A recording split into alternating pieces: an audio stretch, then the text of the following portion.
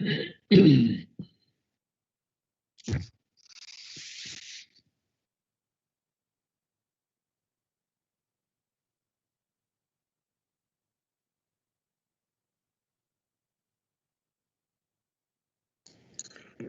Mr. Mayor, we are now live.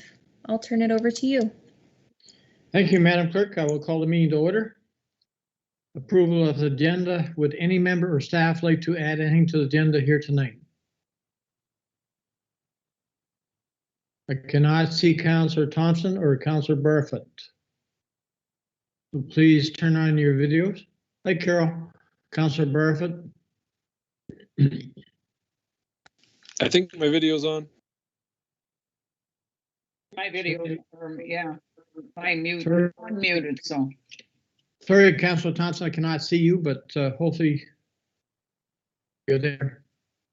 Okay, so I have a recommendation here. Can everybody hear me? Yes, we can. Okay. I have a recommendation that the agenda be approved as presented. Someone to move it, put it on the floor, please. Move by Councillor Coburn, second by Councillor Barfoot. Is there any discussion on the motion before us? Seeing none, Madam Clerk, will you take the vote, please? Okay, when I call your name, please indicate whether you are for or against the motion as presented. Councillor Carol Barfoot. For. Councillor Kathy Moore Coburn. For. Councillor Paul Sutherland is absent. Councillor Ryan Thompson. For. Councillor Grant Pringle. For. Deputy Mayor Sue Carlton. For. And Mayor Dwight Burley. Or, Thank you, and that carries. thank you. Declaration of pecuniary interest, you can clear anytime you see fit during the meeting. We're now down to public hearings. That the regular council meeting of committee of the whole be recessed to hold a public meeting for consideration of zoning bylaw amendment application Z02-2021 for applicant Bev Nicholson, owners Mike Reed and Wendy Reed for property located at 779664 concession 1 SCD. Someone to move, put on the floor, please. Moved by Councillor Thompson, second by Councillor Barfoot. Is there any discussion on the motion before us?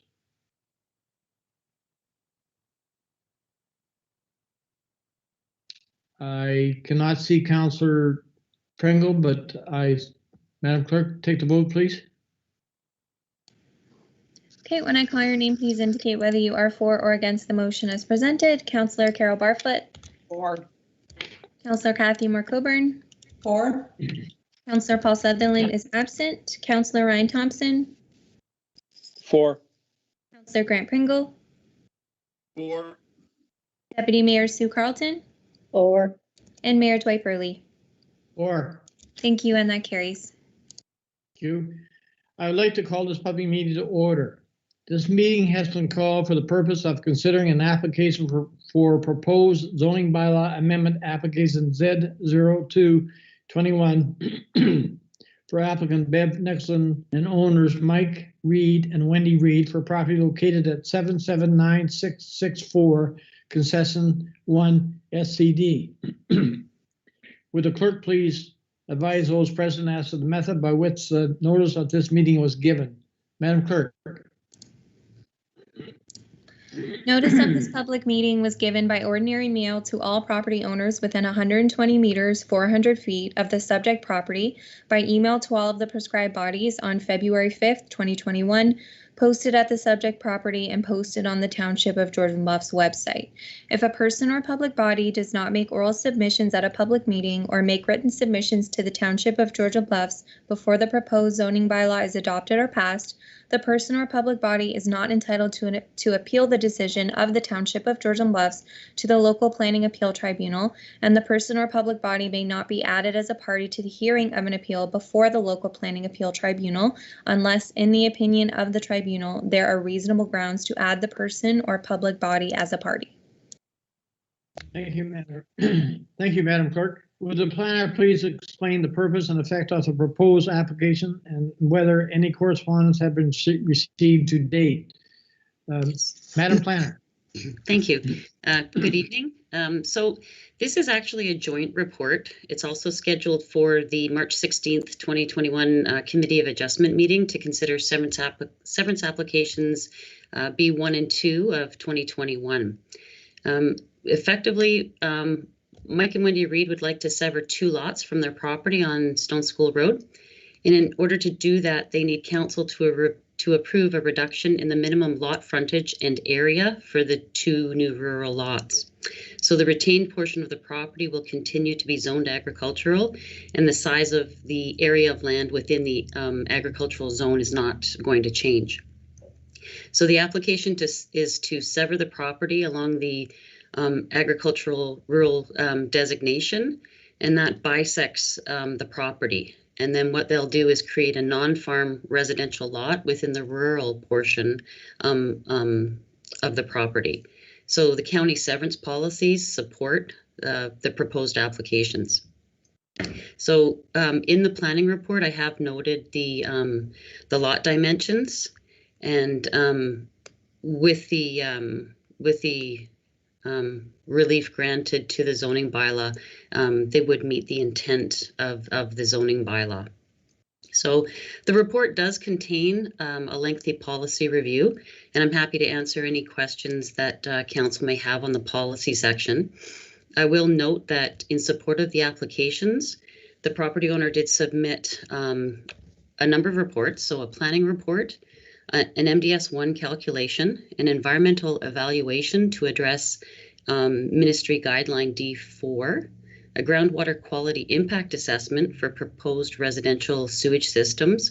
Those were both completed by GSS Engineering, and they were everything was provided to demonstrate compliance with provincial policy and county official plan policies, and so that was explored in the planning report. So the engineering reports were required really to demonstrate that residential development could be approved for this property, given that it is within 500 meters of the closed township landfill. So the intent of the requirement is really to verify that development lands are not impacted by methane gas or leachate migration from the landfill site, and that it is effectively safe to develop the lands. So we had the Conservation Authority provide us with a comprehensive review. They've concluded the applications are consistent with sections of the provincial policy statement, which address natural hazards and natural heritage features. So as we know, the provincial policy statement doesn't permit development within a natural heritage feature or the adjacent lands to that feature, unless it's been demonstrated that there will be no negative impact on the natural features or their ecological functions. So Grace Auble in the review are not anticipating any negative impacts with the establishment of a home on private services. However, they do recommend that development and site alteration on Lot 2, which is the 19-hectare rural lot, maintain a 25-meter setback from the significant woodland feature. That's something that we can address in the amending bylaw. In terms of the zoning bylaw, the lands are zoned rural and agricultural. As I mentioned, there's no proposed change for the area that is zoned agricultural. And because the property is within 500 meters of a closed landfill, the zoning bylaw automatically has a holding provision on the land. And that's to ensure that council has an opportunity to review proposed development and make sure that, through the completion of the D4 study in accordance with ministry guidelines, that the property can be developed safely with no impacts to the property owners or their health. So, excuse me, as we know from other applications, the zoning bylaw does not permit the creation of lots if the severed and retained parcels do not meet the size and area provisions of the bylaw. So if council supports the application, the amending bylaw would reduce the minimum required lot frontage from 100 meters to 80 meters. for the rural residential parcel. So that's proposed lot 1, the smaller lot, and then reduce the minimum lot area from 20 hectares to 19 hectares for the larger rural lot. So it's a difference of 1 hectare, which we would consider reasonable in terms of achieving the intent of the zoning bylaw. The amending bylaw is going to recognize the retained parcel in an agricultural zone. The minimum required lot size is 40 hectares, but right now, as it exists with that split zoning on the property, it's 19. So it's existing as a 19-hectare parcel. There's no proposed changes, so we would just recognize it as it is. And then just in reviewing the application, the proposed residential and rural uses are consistent with the surrounding area that is comprised of rural and residential uses. In terms of our consultation, we did receive comments from Bell Canada, the Historic Saugeen Métis, and the Risk Management Office at Grace Hobble. No one had any concerns with the applications. The county grade deferred to Grace Hobble for comments on the environmental features, and they noted they would like to be notified of any decisions on these applications. Grace Hobble noted no objections to the approval of the zoning bylaw amendment. They recommended implementing a setback to the significant woodland through a development agreement or restrictive zoning. So we can do that through the amending zoning bylaw. And the application was circulated to the property owners within 120 meters, and we did not receive any comments back from anyone. So just in conclusion, the proposed application is consistent with policy. And my recommendation is that if there's no opposition or concerns raised at the meeting this evening, that the application be approved. I would note that Planner Bev Nicholson is in attendance this evening to represent the application. Thank you. Thank you, Jen. No members of the public registered with the clerk to provide comments in support of or opposition to the applicant. The applicant, Ms. Bev Nicholson, registered to speak on behalf of the owner. Bev, the floor is yours. Go ahead.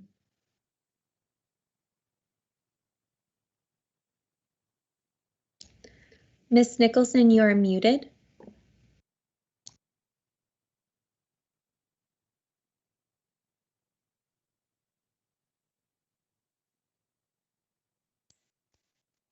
Got it. Good evening, everyone. Sorry about that. For the record, my name's Bev Nicholson, and I'm representing the owners, being Mike and Wendy Reed. We reviewed the report by your planner, and we reviewed the comments from the Conservation Authority in the county. We have no concerns with the comments and recommendations of the Conservation Authority, as it will not negatively affect the proposal or development that's planned for the properties. We, as your planner has also noted, the studies were done in keeping with provincial and county policy in regard to the abandoned landfill site and the capability of the land to accommodate sewage and water. Both studies showed that the ability of the lands to accommodate them wouldn't have any effect on either the residents or the natural environment.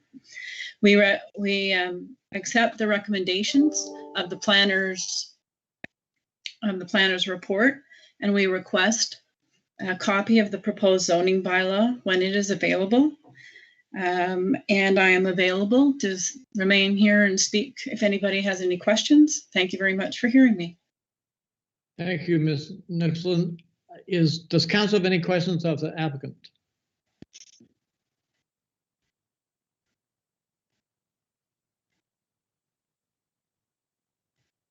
Seeing none, council will consider all matters placed before it prior to submitting their comments to the applicant. May I have an adjournment of this public meeting? Moved by Councilor Barfoot, second by Councilor Colburn. All in favor, please show your hand. That motion is carried. Okay. I have a recommendation here. It has been demonstrated that applicant Z0221 for Mike and Wendy Reed for lands described as concession 1, SCD part lot 31 is consistent with the provincial policy statement 2020, the County of Gray official plan, recolor gray, and the intent of the Township Georges and Bluffs zoning bylaw 2020, provided no concerns are raised at the public meeting, it is recommended that the application be approved. Someone to move to put on the floor, please. Moved by Deputy Mayor Carlton, second by Councillor Sutherland. Is there any discussion on the motion before us?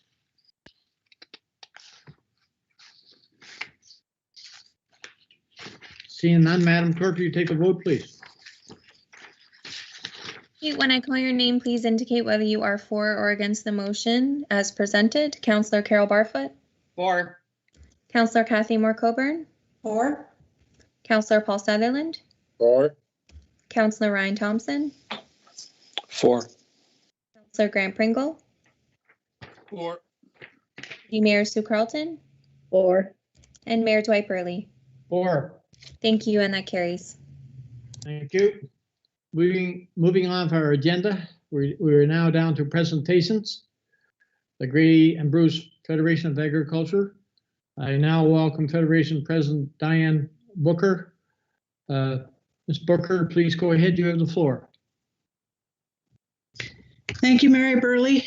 Good evening, Mayor Burley and councillors. Thank you for giving me the opportunity to present to you tonight. I'm just going to bring you a little up to date on Grey County agriculture. So you can go to the next slide, please.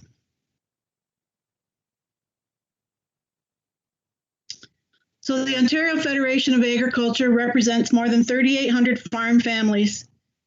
We advocate for farmers through government relations, farm policy, recommendations, and lobby efforts.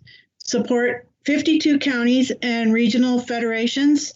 There's a member service rep to provide frontline service to the members, and we have farm policy research staff to keep on top of the regulatory and legislation matters. Next slide, please. Grey County Federation, which we are part of, is celebrating 81 years this year. We were formed in 1940 to work as the local level to represent the voice of farmers in Ontario. There's 1,571 Grey County members in 2020, and the Grey County Federation of Agriculture works to advance agriculture and the rural communities through partnerships, education, and advocacy. And they work with OFA to provide lobby efforts and resources for local members. Next, please. This is a resource for municipal councillors and staff. So you can go to that ofa.on.ca/growag, and there's lots of resources that you can read about agriculture matters. The next slide, please. So in Grey County, we have regular county meetings. We meet with the MPPs and MPs and the local politicians. We have a local politicians meeting, which I think you have all been invited to, which is on March 24th. We have information meetings for our members, and we've had in February the 24th, we had what's called a shed talk, and we're having one on March 17th. We've had to go virtual this year as we can't meet in public. So we've had a couple of Zoom shed talks. We host all candidates meetings. We produce an annual ag review paper. We're affiliated with Farm and Food Care Ontario and Agscape. We had an elementary public school contest, which we do public speaking contest. And today I had the privilege of judging 41 speeches from our students. So that was just great. We have an Ag Career Education Day, and then we also host social events for our members. Then the OFA, which is our provincial body, represents the Ontario members. They develop grassroots policy, the farm business registration, They have highly skilled farm policy research staff, and they also have educational opportunities province-wide and webinars. And then the two of us together, we represent Grey County members. We advocate on issues, legislation, and regulations. We lobby the provincial and federal government, advocate for agriculture, and we are farmers working for farmers. The next slide, please. So this is just a pie chart of the share of Ontario's farm cash receipts from 2011 to 2016. The difference in 2011, it was 11.1 billion, and in 2016, it's $13 billion worth of farm cash receipts. The next slide, please. So the agriculture and food industry there are 1.4% of the Ontario population are on operating farms. The agri-food sector is the #1 driver of the provincial economy, and it generates 47.7 billion to the Ontario GDP. And down at the bottom, it contributes 23,918 jobs to a 1.14 billion in the GDP. Next slide, please. So agriculture in Grey County, we have 2,300 farms.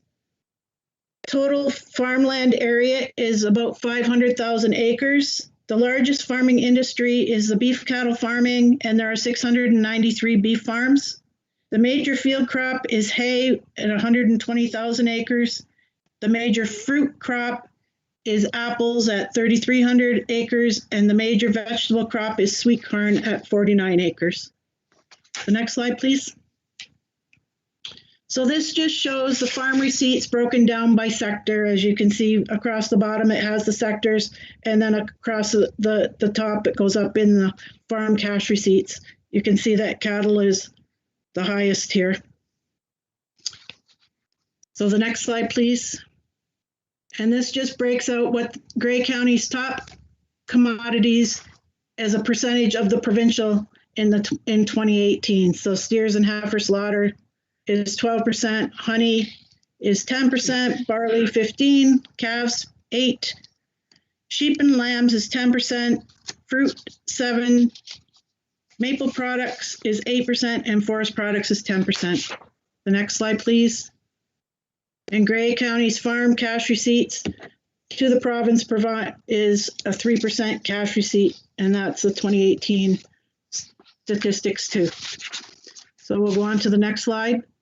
So Grey County supports OFA's provincial priorities as natural gas, broadband internet, schools, and transportation. The next slide, please. And Grey County's 3 key priorities for 2021 are membership engagement, youth in farming, healthy farms, and the environment. So according to the 2016 Census of Agriculture, Grey County added young farmers at more than double the national rate, which is 20% in farmers under 35, and we saw a 61% increase in gross farm receipts between 2011 and 2016. Young farmers are the key to agriculture's future, and we want to ensure they feel support and welcomed into the OFA farm community. We know that our strength and our capacity to influence policy is tied to our members and their willingness to participate. Next slide, please. So healthy farms and the environment, farmers in Grey County, represented by the Grey County Federation of Agriculture, support the philosophy that farmers play a lead role as stewards of healthy land, air, and water environment. Farmers in Grey County have a strong history of embracing initiatives that promote a healthy environment, programs such as the Environmental Farm Plan, ALICE, and farm practices that include cover cropping, no-till, and others that are gaining momentum. Grey County Federation of Agriculture is advocating for more communication between the conservation authorities and the farm community. Next slide. So this is just our directors, a list of our directors on our board. And Mayor Paul McQueen from Gray Highlands. He sits on our board as the Gray County rep, the Gray County rep to our board. And then the next slide just gives you some contact information if you'd like to contact any of us, or if we can help in any way with any agriculture issues that you may have. You can, this is just our contact information. And the last slide, thank you for your interest in Gray County agriculture. And if you have any questions, I'll try to answer them for you. Thank you for your time in listening to my presentation today. Thank you, Ms. Booker. It was a great presentation. Does council have any questions or comments on the presentation here tonight? Deputy Mayor Carlton. Thank you, Mr. Mayor, and excellent presentation, Ms. Booker. I just actually have a question for our staff. We got the invitation for the meeting that you mentioned, and I thought that was going to be included on one of our agendas so that we could actually sign up, and I haven't seen that there yet because I would like to participate in that, so I haven't registered yet. Madam Clerk, go ahead. Thank you, Mr. Mayor, and through you to Deputy Mayor Carlton. That will be on the agenda next week for consideration. Thank you. Thank you. Does any other council member have any comments or questions? Councilor Colburn, go ahead.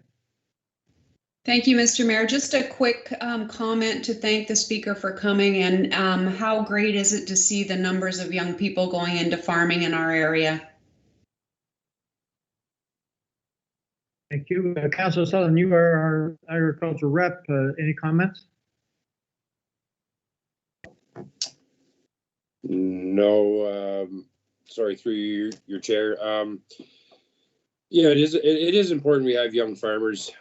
There is a few more in our area, in the northern portion of Georgian Bluffs, but in all of Ontario and Canada, we need younger farmers, not just in our counties and townships. We need and it's harder for them to get into the farming activity unless they have family members that have been in it for years. So it is a bit difficult for some of them just to start up, but we are seeing a few more, and hopefully that can help out, or we can help out somehow in the future.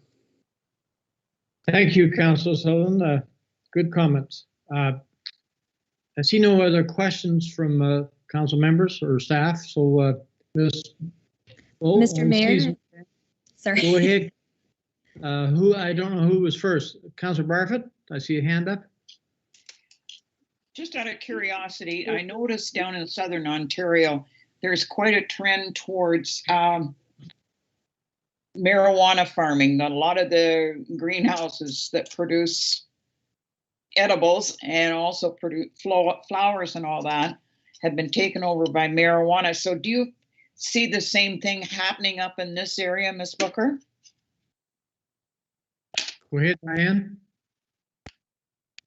I'm not sure if I don't know of any that have been taken over by the marijuana growers, but I don't know. I could probably get you some information about that, but not right now that I haven't heard of any. The reason I ask is talking to councillors down in Essex County at other conferences and that, they have explained what is happening down there. So I was just curious if you foresee the same thing happening up here. No, I don't think so. Okay, thank you, Ms. Booker. Councillor Pringle, go ahead. Thanks, Mr. Mayor. So you're Mayor there. I was curious on the cattle number. That it said beef cattle on there. Did that include the dairy industry too in that number? I just didn't see the dairy industry. I kind of wondered, was that a classification all grouped together, or did I miss it? Because the cattle industry was huge numbers, right? So just curious. Ms. Booker, yes. are you able to answer? Yes, there is dairy on the one graph. It's heifers and slaughter. It was on the estimated farm cash receipts. It was the bar. I don't know if you can see that one. I don't know, can we go back through the presentation that you can show that slide? No, actually, I wanted to go back. No, I do have the presentation, so we're good. I thought I didn't see dairy, but maybe I did, and I didn't notice it. Yep, it's under dairy products. It's heifers and slaughter, or steers and slaughter heifers, and then dairy products comes Oh, next. okay. No, perfect. No, it's good. Okay. Thank you, Ms. Booker. Is there any other questions from council? Don't be afraid to speak up in case I cannot see your screen, but I see no other comments or questions. Ms. Booker, thanks very much for your presentation. It was a good Thank you. presentation. Oops, sorry. Thank you very much. Thank Well, you for allowing me to speak tonight. And if you do have any questions, our contact information is on there that you can give us a call and we can answer your questions. Thank you. Thank you very much. So I'll move on to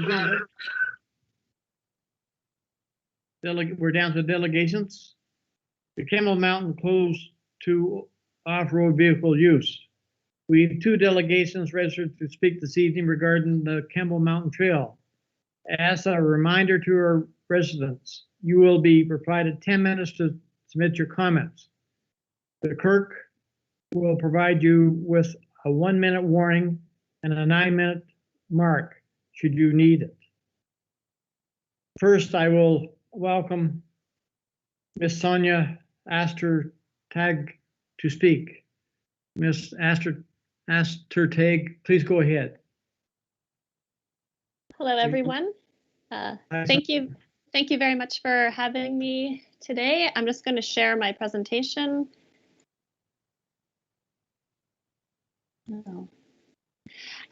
So I'm really pleased to be here today presenting to you on behalf of myself, Simon Farla, who's my husband, Simon's brother, Oliver Farla, Oliver's partner, Tasha Schmidt, and her parents, Paul Schmidt and Sadhna Prasad. And we wanted to speak to you about the need to protect the Campbell Mountain Coal Side Road Trail. So our delegation is made up of a group of people who are avid cyclists who love hiking. Simon and I live in Owen Sound. We love cycling. We love exploring Bruce and Grey counties with our young children. And we like to be on the roads, on the gravel roads, and on the trails by bike and also hiking. Tasha, Oliver, Paul, and Sadhna just recently moved to Balmy Beach, and they were inspired to move to the area in part because of the opportunities for hiking and cycling in the region. And they've moved here from Waterloo and Orillia, and Oliver and Tasha just recently had a baby, and they really value the landscape of the area and think it's really important to protect for them and for future generations, like their little girl who is only 5 weeks old. And these are just some photos of those who can't be presenting today. So our concern is the destruction caused by ATVs on the Coles Road. This is a really fragile landscape, and you can see a photo here of what this trail looks like because of the ATV traffic. And you can see the erosion caused by ATVs. This is not a gravel trail. This is just the natural landscape that's been ridden on, and the erosion that is caused by the ATVs is really remarkable. And I think it's telling that this South Bruce Peninsula ATV Club mentions when they talk about the Campbell Mountain Trails that this is where you'll find the deepest water and mud holes in the entire region, and that you can't even pass through many of these without snorkel kits on your ATV. And so you can see that the use of this landscape for ATVs is really destroying the landscape, and it's much too fragile for ATV traffic. This area has an amazing recreational value, and we think that it could be part of making this a cycling and hiking destination, which would bring in additional tourism dollars. And we think that it's really important to maintain scenic roads, make sure that they're accessible and in good condition as part of an economic plan for the region. Sorry, my daughter is here as well. This photo is of Simon and I, and this is after I was introduced to the Coles Side Road. We were on a 5-hour cycling trip, and we cycled up the Campbell Mountain and really experienced the challenging terrain of the side road, where really the ATV traffic has made it basically inaccessible without the skills of, you know, pretty skilled cyclists. And I know that for the people hiking in the area, that they find that the area has been completely destroyed. And of course, we were only hiking on Skinner's Bluff. We stashed our bicycles, and this was on our hike. So we're asking you to protect the Coles Side Road. We would like to ask you to support the motion to ban the use of motorized vehicles on the Campbell Mountain Coles Side Road Trail. This area falls within the Escarpment Natural Area, and therefore no motorized activity should be allowed in this area. It's important not to violate the Niagara Escarpment Development Plan, the Grey County Official Plan, the Georgian Bluffs Official Plan, the Georgian Bluffs Recreation and Trails Master Plan, and local bylaws. This area should be protected, and adequate signage is needed to make sure that the trail is used properly and that there are barriers in place to make sure that ATVs are not able to travel in this area. So we'd like to thank you for your attention. We'd like to thank you for voting in the past for the motion to ban the use of motorized vehicles on the Campbell Mountain Coles Side Road Trail on February 17th. And we're asking you once again to please vote to ban motorized vehicles from the sensitive and fragile landscape of the Campbell Mountain Coles Side Road Trail.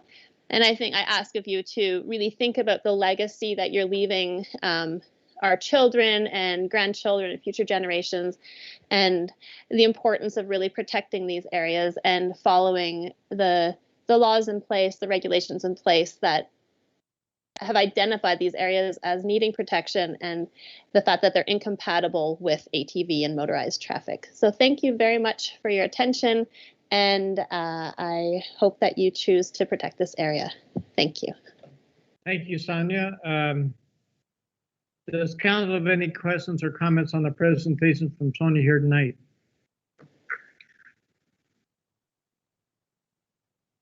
Seeing none, it was a good presentation. Thank you, Sonia. I'm going to move on to our next presenter.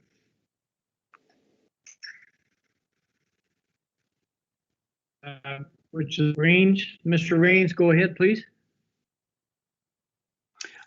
Thank you, Mayor Burley, and members of council. I haven't made a presentation to council in a while, so it's nice to be able to do this and to see some of your faces. So we, when I say we, Jim Martin, who's also on this, I think he's in attendance at the meeting. He and I worked on this presentation. So later, if there are any questions, you can also pose those to Jim as well.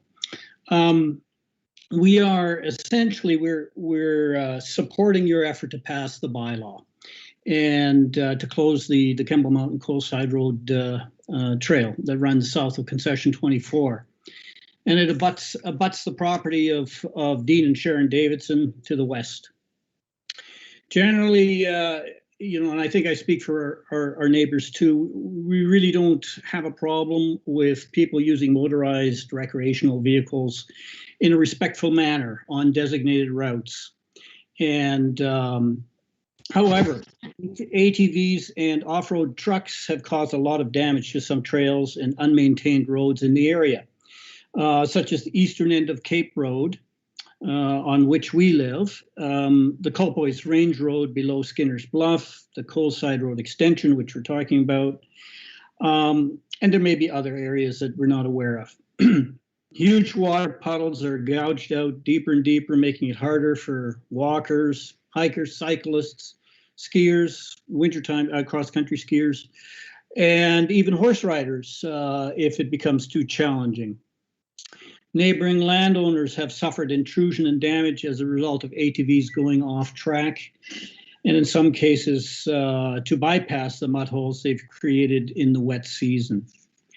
We believe that this closure is the correct action to take based on these circumstances and on the following factors. the bylaw that you've created is fully in accordance with your Recreation and Trails Master Plan, the official plan, the Georgian Bluffs official plan, the strategic plan, the county official plan. So there's lots of good documentation that says this is the right thing to do. The closure of the Coles Side Road south of the 24th protects a property owned by Dean and Sharon Davidson. It's been illegally traveled on and negatively affected in past years. I believe you've seen the images in their previous presentation, so there was no need to represent that. And it further helps to reduce the environmental impact on NEC, National Escarpment Commission property on Kemble Mountain. The bylaw definitely supports that. The NEC's efforts and goals, as Sonia Ostertag has said, it's quite clear in their mandate that there be no motorized use of escarpment lands and properties. And the Niagara Escarpment is one of only 4 UNESCO World Biosphere Reserves in Ontario, and it's a public treasure that needs all of our help. Many people move to and visit our township because of the scenic beauty, and preservation of these truly unique escarpment lands is a top priority for all of us. Further, we believe council and administration should not jeopardize these few remaining areas of unspoiled natural beauty, and have a duty to protect them, as well as other dedicated municipal parks and green space according to the aforementioned plans. Passing the bylaw supports Georgian Bluffs administration's efforts to undertake a process to properly evaluate the trails. This was specified in the recently completed recreation plan. To evaluate the trails for appropriate use. That is, to determine which trails are suitable for motorized use, which are not, what the trails hierarchy is, the connectivity between the various trail systems, and so on. And I just want to encourage you, because you're not alone in this issue. On March 2nd, it was interesting. We were just listening to CBC Radio, and Lanark County is dealing with, are currently facing and addressing similar issues. And since then as well, I've heard in Alberta there was and I can't remember the name of the municipality, but they're also dealing with I guess damage or extensive use by ATV traffic. So it's just a little bit more regulation to make it safe for everybody. If we in Georgian Bluffs are truly interested in promoting tourism, which I believe we are, then we need to plan and operate with good information. And research should be and needs to be done into who actually uses the trails, how they're used, where they're from, for example, how long are they staying, if they're local, and so on and so forth. I think there's good information to be gained. I'm not aware of any particular study that has been done in this regard. So we need this information to make well-informed decisions. I suggest, for example, contacting the Recreation and Leisure Sciences Department at the University of Waterloo. And Ontario Trillium Foundation, I'm quite positive, would potentially provide funding or support these, an activity like that. My wife Ann and I have lived on the Cape Road since 2004, so I guess it's 16, 17 years, and we're quite close to the issue at hand. As the road that passes in front of us, the Cape Road, is an authorized trail for motorized recreational use. It's less than 100 meters from our home, protected by a few shrubs and so on. While we enjoy living on our property, there are many moments, usually on weekends and especially on holiday weekends, when excess recreational motorized traffic affects our personal appreciation. Our sense is that motorized recreational vehicle use has steadily increased. Since we first got here, we're seeing more and more. And you know, and I don't blame people. I mean, especially during COVID, for example, you know, that people want to get out and do these activities, and it's a safe activity to do. So we see a lot of activity. Even it's interesting. 2 days ago, so this is March 8th. About 4 o'clock, Ann and I were out walking on the Cape Road West near the Irvin property, and we heard this huge roar. We thought, okay, well, there's an aircraft in the area or something. Sometimes you hear them coming from Wyerton and so on, but that wasn't the case. It was ATV traffic, which I was a little bit astounded by because it's March the 8th. Two of them, they were all side-by-side units. One, you know, two of them were tracked vehicles, and two are not. You know, there was, I think, a total of probably 8 people. I couldn't see if anybody was sitting in the back. Some of these, two of them, you could have 4 people sitting in there, maybe more if you had kids. But I was amazed again at the noise, and not, you know, you don't say anything. They have the right to use the trails, but they were going on the snowmobile trails, and shortly thereafter, a couple of snowmobilers came too. So I don't know. They must have encountered them as well. But it's interesting, you know. There are times in the summer, for example, when we need to be constantly aware of such traffic if we're walking on our road, and of course we defer to these vehicles as they roar past. Or, you know, I would say generally speaking they're pretty good. Everybody slows down, we wave, and that's okay. There are noticeable interruptions from noise, causing us to comment, and where the dust and exhaust drifts to where we work in our gardens, you know, and like I say, it's 300, 400 feet off the road, and yet it's like we sit there and we say, my gosh, it's noisy this weekend, or, you know, that kind of thing. We have witnessed the destruction caused by mudders on the extension of the Cape Road East, and we can't help but think negatively about such activity. But we all need to get along. I think that's the important thing. And over the years, we've complained little, offering only appropriate suggestions during planning processes conducted by our municipal staff.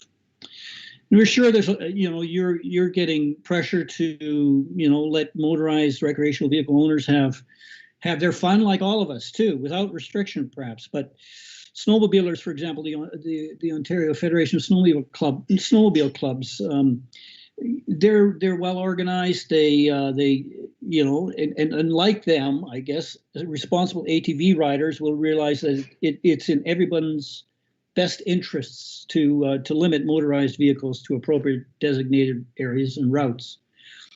We feel it's council's job. Your apologies. This is your 1-minute warning. Good. We feel it is council's job to resist this pressure and pass a bylaw, as the committee of the whole has recommended. So, you know, and many full-time residents of Georgian Bluffs are concerned about our environment. You know, we will be checking on who stands up for our shared environment when the next election comes. Anyway, thanks for hearing us on behalf of Jim Martin and myself. Thank you, Mr. Rain. Thank you for your presentation. Does council have any questions on the presentation before us tonight? None. Again, thank you, Mr. Rains, for your presentation. Carol has Mr. Mayor. Oh, go ahead, Councillor Barfoot. Okay, thank you very much for your presentation. It was very interesting. I was particularly interested in your comment that wasn't extremely negative about all ATVers. And as we're speaking here, 4 ATVs just went past my house. I'm on a road that they use that a lot. Mm-hmm. However, one thing we've certainly heard lots of pros and cons, but I'm wondering why council has not invited, or possibly they have, and they're not responding, the ATV clubs. I was at a public meeting in Shallow Lake. It was pre-COVID, obviously. And the ATV club was there. They spoke very well. I was talking to someone, and they pointed out to me, as has been pointed out to me by other local residents, about logging activities that was going on up in that area. We do have a policy at the township that when there is logging activities where they'll be using our roads, be they traveled or unopened, that they have our operations manager view it before the logging starts and after the logging is finished to make sure that the road is restored to its original condition. I would like to know when is the last record we have on file that logging was taking place up in that area. Because a year ago up at Shallow Lake Arena, I was told that there was logging going on up there the year prior to that. So I realize there's a problem. I like to protect our environment, but you know, there's three sides to every story. I would like to hear all sides before I make a decision. I would like to see the ATV club. I know the one ATV club member has been very good at organizing volunteer work, putting in cones on some of our culverts where the ATV trail has. It was a suggestion of mine when we had a meeting with the company that did the Recreation and Trails Master Plan that we rank our trails. I think that was like a year and a half or 2 years ago we had that meeting. We had meetings in Shallow Lake. We seemed to pay lip service saying, yeah, we should do this and we should do that. It's not we should, it's do. Don't keep putting it off. We have to rank our trails. It should be a win-win for everybody.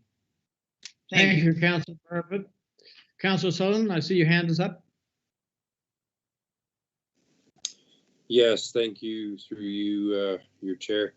I agree with Councilor Barfoot. I think that we should speak to all parties involved. To my knowledge, South Bruce Peninsula ATV Club has yet to be contacted in regards to the closure. I know that there were some discussions with them, but I haven't heard from them or seen anything since then. I don't know about the logging. That's an excellent point that Councilor Barfoot makes. I do know that for quite a few years, living very close to this trail where it starts, very frequently I would see in the last 5-10 years, I would see the large trucks going up there. So they've caused some of the holes too because they like to go up there and play in the mud. I have a hard time with this one because there is a pile of money comes back into this township because of this. I mean, we get fuel sales alone. You get the Skidoo place at Shallow Lake, Colburns. I mean, they're selling these ATVs. They're anywhere from, the new ones are anywhere from $10,000 to $20,000, and some of the side by sides are 25 to 30. So I have a hard time with that because these guys are spending the money to enjoy trails that are in our township. I think that we're becoming a township that's just starting to close trails because environmentalists want this to happen. I do understand that there has to be some give and some take, and I think that we need to find certain areas. I mean, this is not a trail that you could walk on from one end to the other end without getting mud in your boots. And I don't know that a lot of people going out hiking want to be covered in mud at the end of the day. I can pretty much guarantee that. I think that there's lots of them that want a challenging trail with maybe a bit of rock climbing or something like that, or harder areas of hiking. And I think that's a different level. And I don't think that we're going to get that out of this trail. This is basically a road allowance that we have in the township. There's lots of other areas where ATVers are not allowed to go, such as the Bruce Trail. There's several chunks of the Bruce Trail where you cannot ride an ATV. There is a section that I also use on the snowmobiles that used to be Bruce Trail, but then they said no, so we had to. So the ATV club they got involved in it, and they made a different pathway up through a rock cut so that ATVs and snowmobiles could go through there. So there's a bit of give and take. The snowmobile clubs and the ATV clubs do work together. They try to get trails lined up together. And I feel very strongly that we should get in touch with the South Bruce Peninsula ATV Club before and see if there is other options available on the Coles Side Road, Campbell Mountain Trails. Thank you. Thank you, Councilor Sullivan. Before I turn it over to our CEO for comment, one of the big, I've walked this trail at least 2 times in the last 2 weeks. And just the alarming thing that got me was the trail is not really on our municipal road. It's on private property. And that's something that we as a township need to address. I agree with all your comments, same as Councilor Barfoot. They're good comments. And now I'm going to turn it over to our CEO. Mr. CEO, go ahead. Thank you very much, Mr. Mayor, and I appreciate everyone's comments. I will say the following: as I approach my 90-day anniversary at the township, there has been no more emotional topic that's come up on both sides of the equation here in regards to ATVers and trails. And what I'm most impressed about is that there's a passion and there's a clear desire for everyone, and I think that's what unites us all is sort of the passion for the outdoors and our desire to enjoy the outdoors. And I will say the following, that I echo Councillor Barfoot's sort of comments that the time to talk about this is over. We need to start doing, and that's the commitment that we've made. Is for 2021, it is on our work plan that we are going to see through an active transportation master plan that will address all of our trails, but it won't sort of just address the trails and leave it at that. What we're going to do is a comprehensive community engagement program where everyone will have an opportunity to provide input into what we're doing.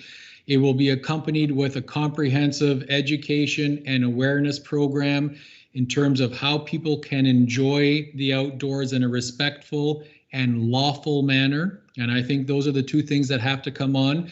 We have to educate people and make them aware of specific etiquette as well in terms of people enjoying the outdoors. And I will tell you that we have spoken to some ATVers, the ATV clubs. We've spoken to residents. We've spoken to just about everyone on every side of this issue. And what's become clear to me is the following: we're not speaking the same language. We've got people that are interpreting the same legislation and coming up to different sort of conclusions as to what the legislation says and doesn't say. And to that end, we've already started to engage a legal opinion so that when we sit down with our residents and we commence the sort of the master plan of what this is going to look like, that we're all going to be speaking the same language and we're all going to agree with what the legislation says, so that we don't have sort of finger pointing and people thinking that you can use this trail for this purpose, or you can use the Niagara Escarpment lands for this purpose, or if it's township owned land, the township can determine what it wants to be used for. So we're gonna sort of get rid of all those myths that are out there, and we're going to try to get everyone talking the same language with the same understanding.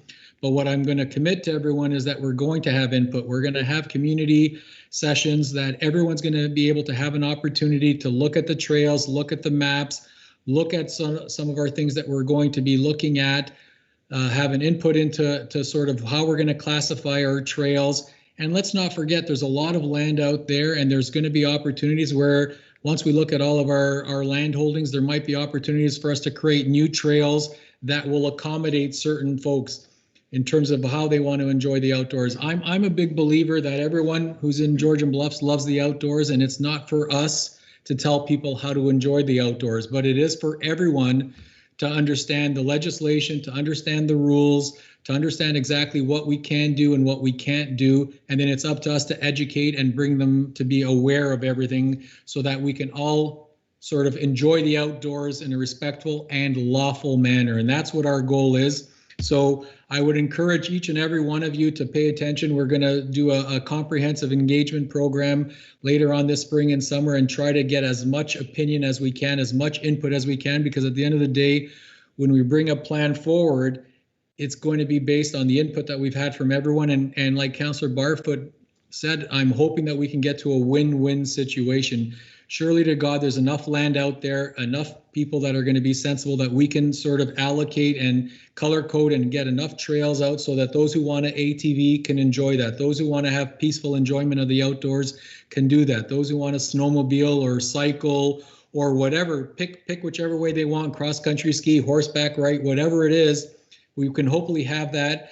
And the biggest component to that afterwards is to use that and leverage that from an economic development perspective, from a tourism perspective, and really celebrate Georgian Bluffs for the outdoors and some of the options that we have. We're looking at even doing sort of an app for people to be able to have an app on their smartphones where they can look at all of our trails. They'll have some 3D renderings and they can actually sort of do a virtual walkthrough or a virtual ride of our trails as well once we've classified them as certain trails, so that people can look at that. We're going to promote that app. We're going to promote that all around. So I think there's an opportunity for us to learn. As I said, I'm here approaching my 90-day anniversary, and I understand that these issues have been ongoing for many, many years. I'm disappointed that we haven't had the opportunity to sort of resolve all of this and get to a point where we can all enjoy the outdoors. But I'm committing to you that we are going to do our best to resolve this in 2021 so that we can all enjoy the outdoors the way we want to, in a respectful and lawful manner. So that's our commitment to you. And I couldn't say it any better than what Councillor Barfoot said. Enough talking about this. Let's move forward. This horse has left the barn. Staff's recommendation remains unchanged for this particular issue that's in front of us, and we need to support that tonight. But what I'm going to commit to is that we're going to be looking at this in a comprehensive manner, and we will have everyone's input as we move forward and develop a comprehensive plan for all of our trails by the end of 2021 is our goal. Thank you, Al. Councillor Thompson, was your hand up? Yeah, it was. I was with, I think there was some really good comments from people there, and I'm not sure. I guess it was just a process question because Al, I listened to yours. I was with you all the way, and we were talking about sort of gathering information. But then I think in the last sentence you said, "But let's go ahead tonight." So I wasn't sure if you were. I'm not sure what we're proposing here. So I'm hearing some councillors say, let's gather feedback from everyone before we make a decision. And then I'm also hearing, but also let's go ahead tonight. So I'm interested in what we want to do before we move forward. So if I may, Mr. Mayor, staff committee of council debated this a couple of weeks ago. The decision was made then. It was deferred for a week so that staff could do some additional due diligence. We're now back. Staff's recommendation remains unchanged for this particular item that's in front of you today. So we are continuing to recommend that we close Cole Side Road for ATV traffic, but we are committing that as we undertake the active transportation master plan that we are going to be looking at all of our trails, we will have the opportunity to circle back and look at our trails township-wide and come up with an agreement and sort of an understanding of all of our trails, what they're going to be used for, understanding the legislation that's there as well. So it is staff's opinion based on all the research that we've done that the recommendation that's in front of you that was in front of committee a few weeks ago remains unchanged, that we would encourage council to support that and stay to the decision that was made a couple of weeks ago. Thank you, Councillor Thompson. There's a comment? No, I appreciate that. Thanks for the clarification, Al. It's a really difficult issue. I find it's particularly troubling for me because I typically believe in sort of the passive recreation, and although I can see what Councillor Barfoot and Councillor Sutherland, I think, are talking about when we're asking for some comments from our ATV riders. So here's my comment. I know exactly what we're talking about. I know the area we're talking about. We actually own 200 acres on the road that the vehicles rip down, and I am torn because I often see friends using the road and I wave to them, and I also see people who are ripping up the road and making it really hard for us to get in and out for agricultural purpose. So I find this one a really tricky one because on some stretch of these, like I would say, including what fronts our property, it's a shared usage. So the Bruce Trail is trying to use it and the ATVs are trying to use it. And just like some ATV users create problems for others in litter, that shouldn't paint the whole. That shouldn't paint the whole group of ATV riders, just the same as it shouldn't for anybody. Some Bruce Trail walkers litter, some Bruce Trail walkers don't litter. So it's a particularly troubling one for me, and that was just my feedback. So I'm curious to hear what some of my colleagues have to say.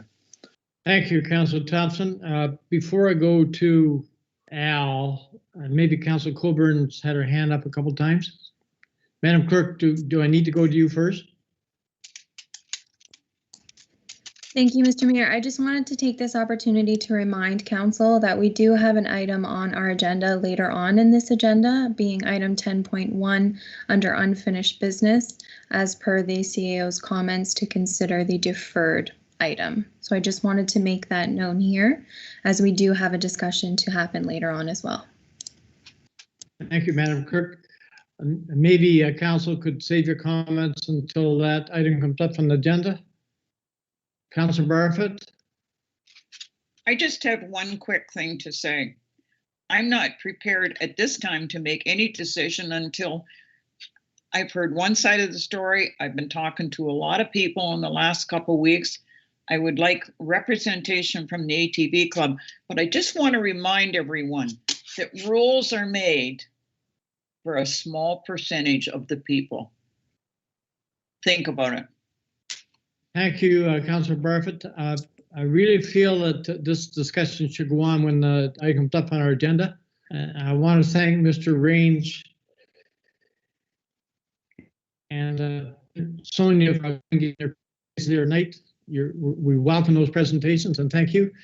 I wonder, with Council's permission, we'd move on for agenda until that item comes up on the agenda, and then we can have a further discussion. Madam Clerk, my screen has sort of gone different there. If with Council's permission, I would like to do that.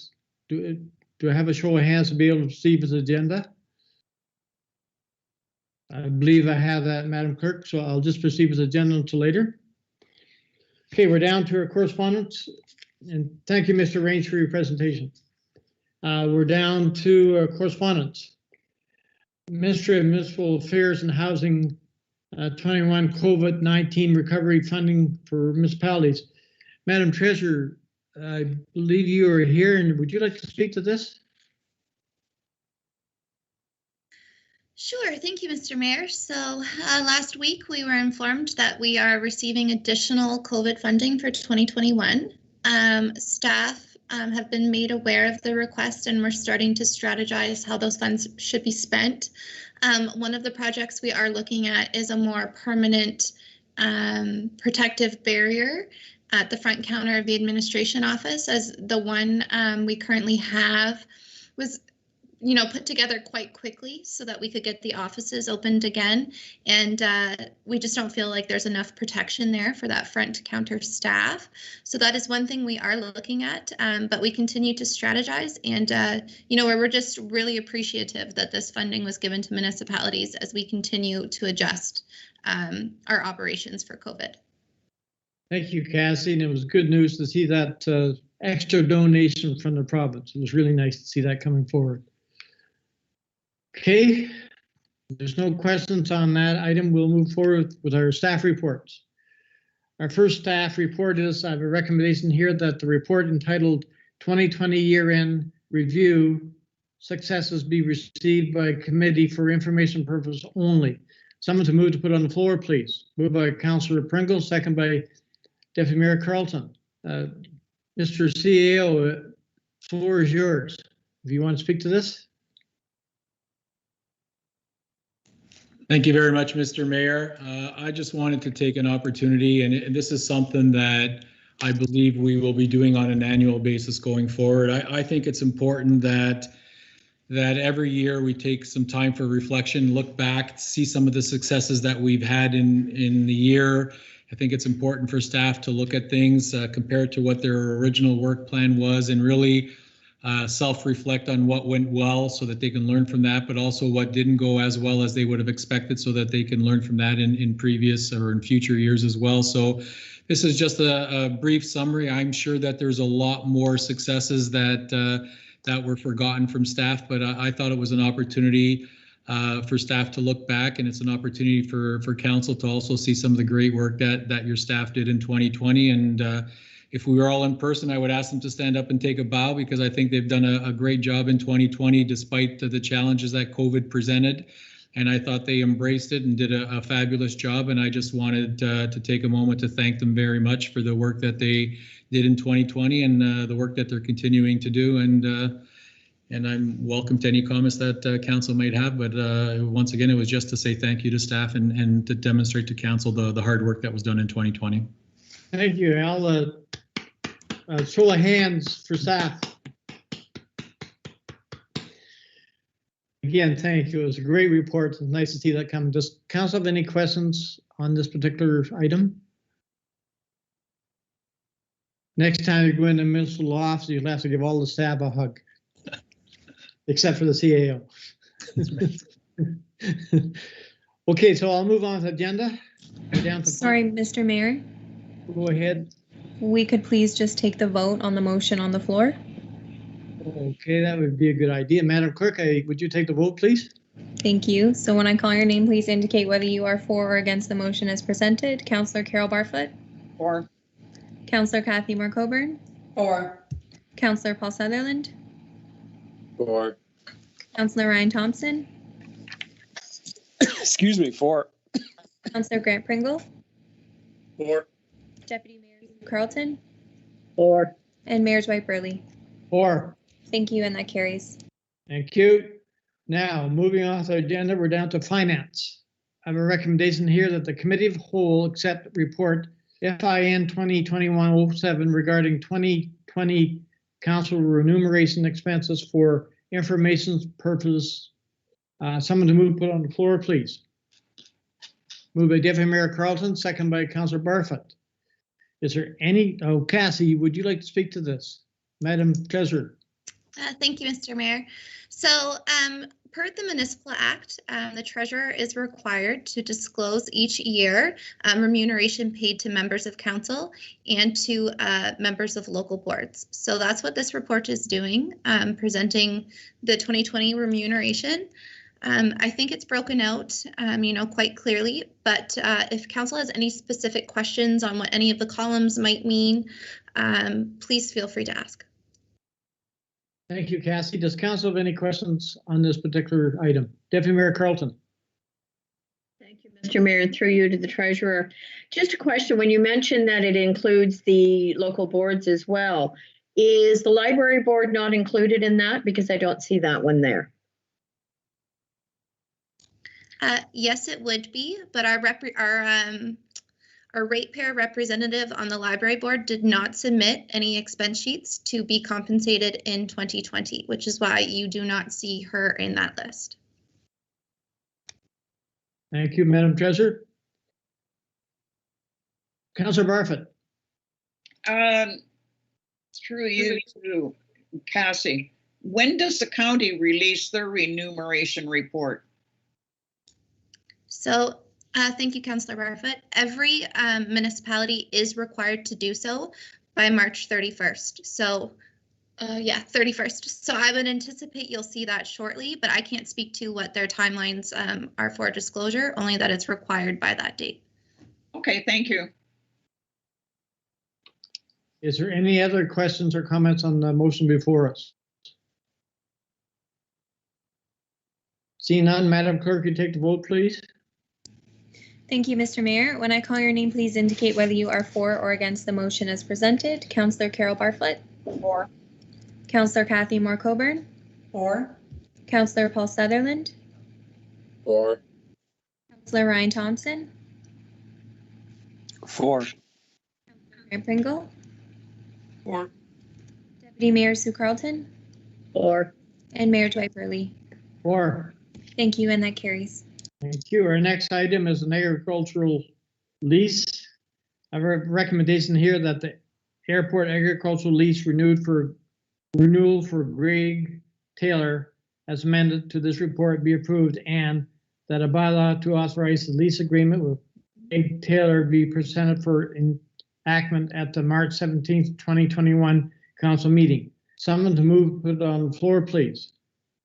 Moved by Councillor Barfoot, second by Councillor Sutherland.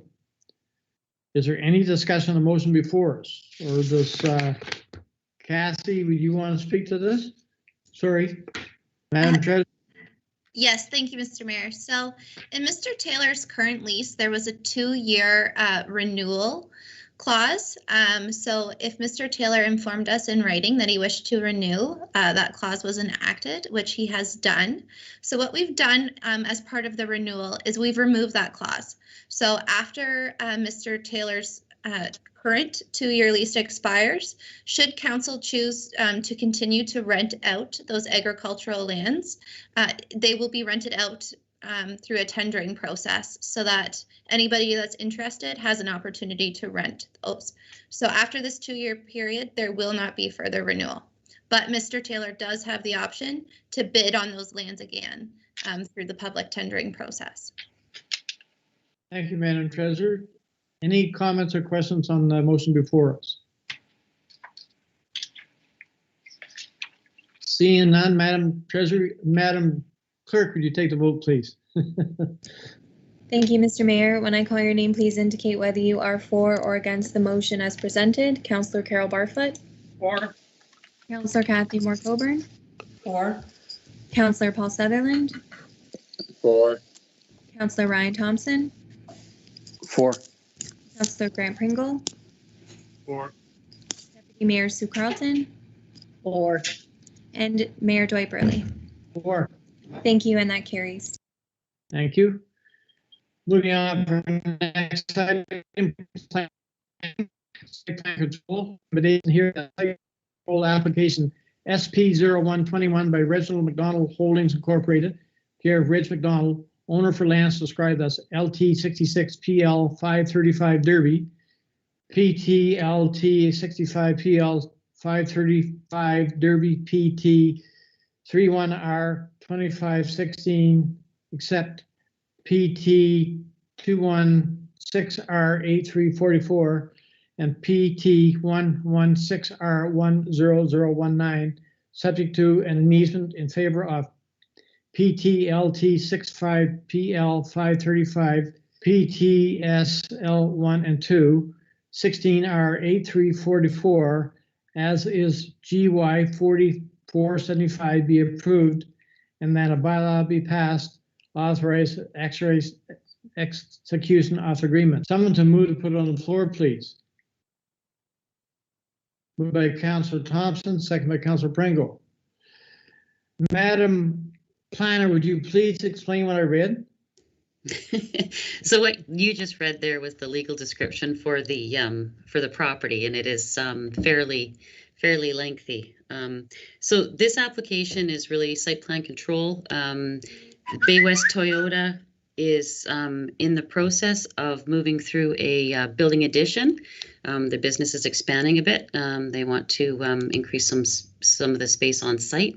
The application was circulated to the Conservation Authority, Ministry of Transportation, and different agencies. No one has any concerns with it.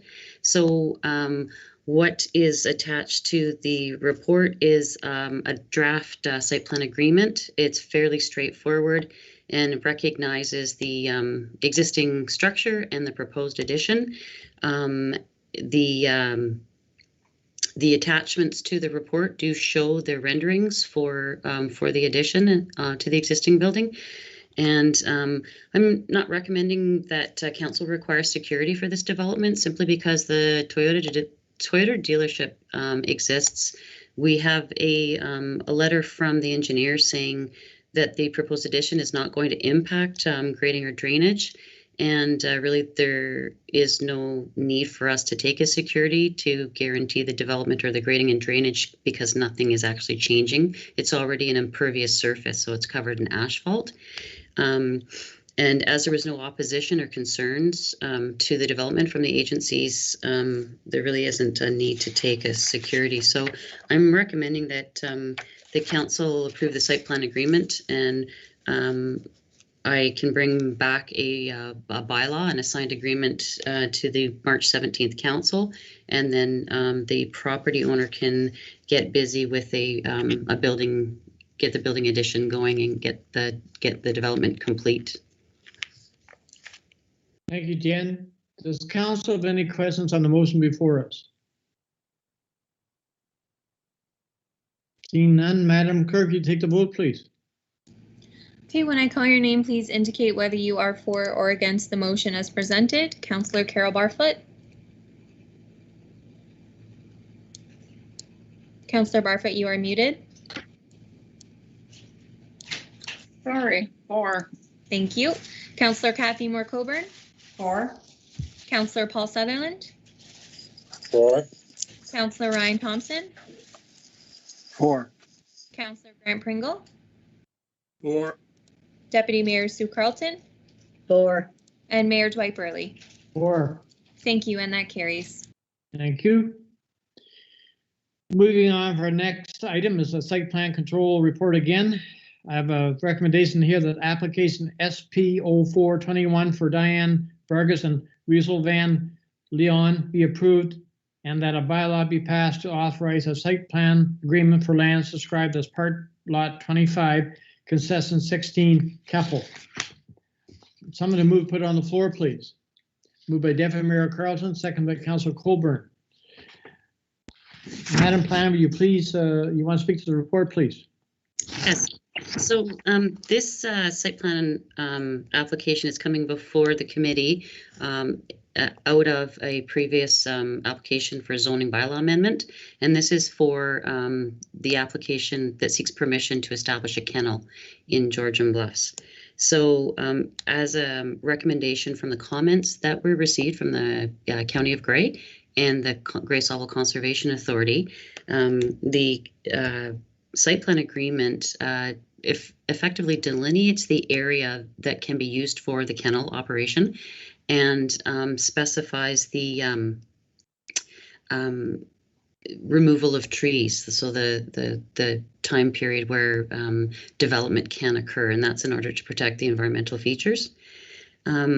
Excuse me. So this agreement is going to regulate the area of use on the property and regulate the land use. The operation of the kennel and the number of dogs is something that's already regulated under the township's kennel bylaw. So this agreement doesn't regulate the operation.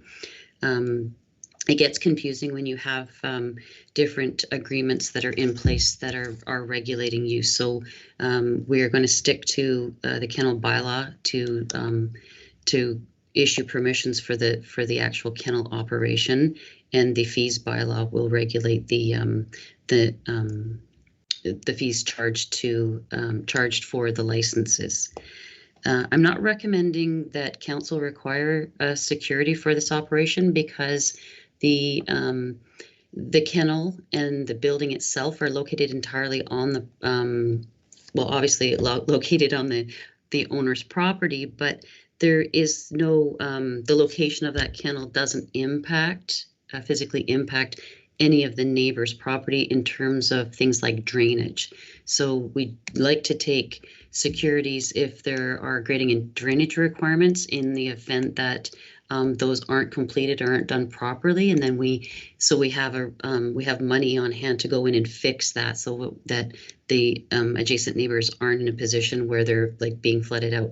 In this case, it's not necessary. It doesn't really serve any purpose for us. If the building isn't finished, then it's in an area where it's encompassed by trees, and it's not going to be unsightly.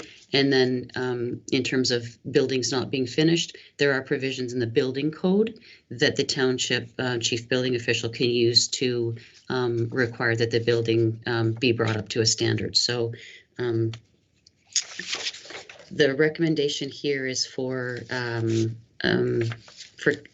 application for this site plan agreement to be approved. There's a draft bylaw attached to this, as well as I've included the construction plans so that you can see the kennel that's being proposed and the layout, as well as the site plan that was provided by the planning consultant. And I'd be happy to answer any questions that the committee may have.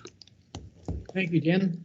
Does council have any questions on this motion before us or comments? Seeing none, Madam Clerk, you take the vote, please. Thank you, Mr. Mayor. And just prior to my taking the vote, I just wanted to note further to Jen's comments, the kennel licensing program is administered by the Clerk's Department. So this application to bring the property into zoning compliance is the first aspect of having a kennel license within the Township of Georgian Bluffs. So now that we are achieving the first step, the applicants will now come to me. We will work through the licensing process. If council needs to be involved at any further point, then all further reports will come from myself. So I just wanted to note that for council's information. Thank you, Madam Clerk.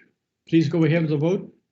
So when I call your name, please indicate whether you are for or against the motion as presented. Councillor Carol Barfoot. For. Councillor Kathy Moore Coburn. For. Councillor Paul Sutherland. For. Councillor Ryan Thompson.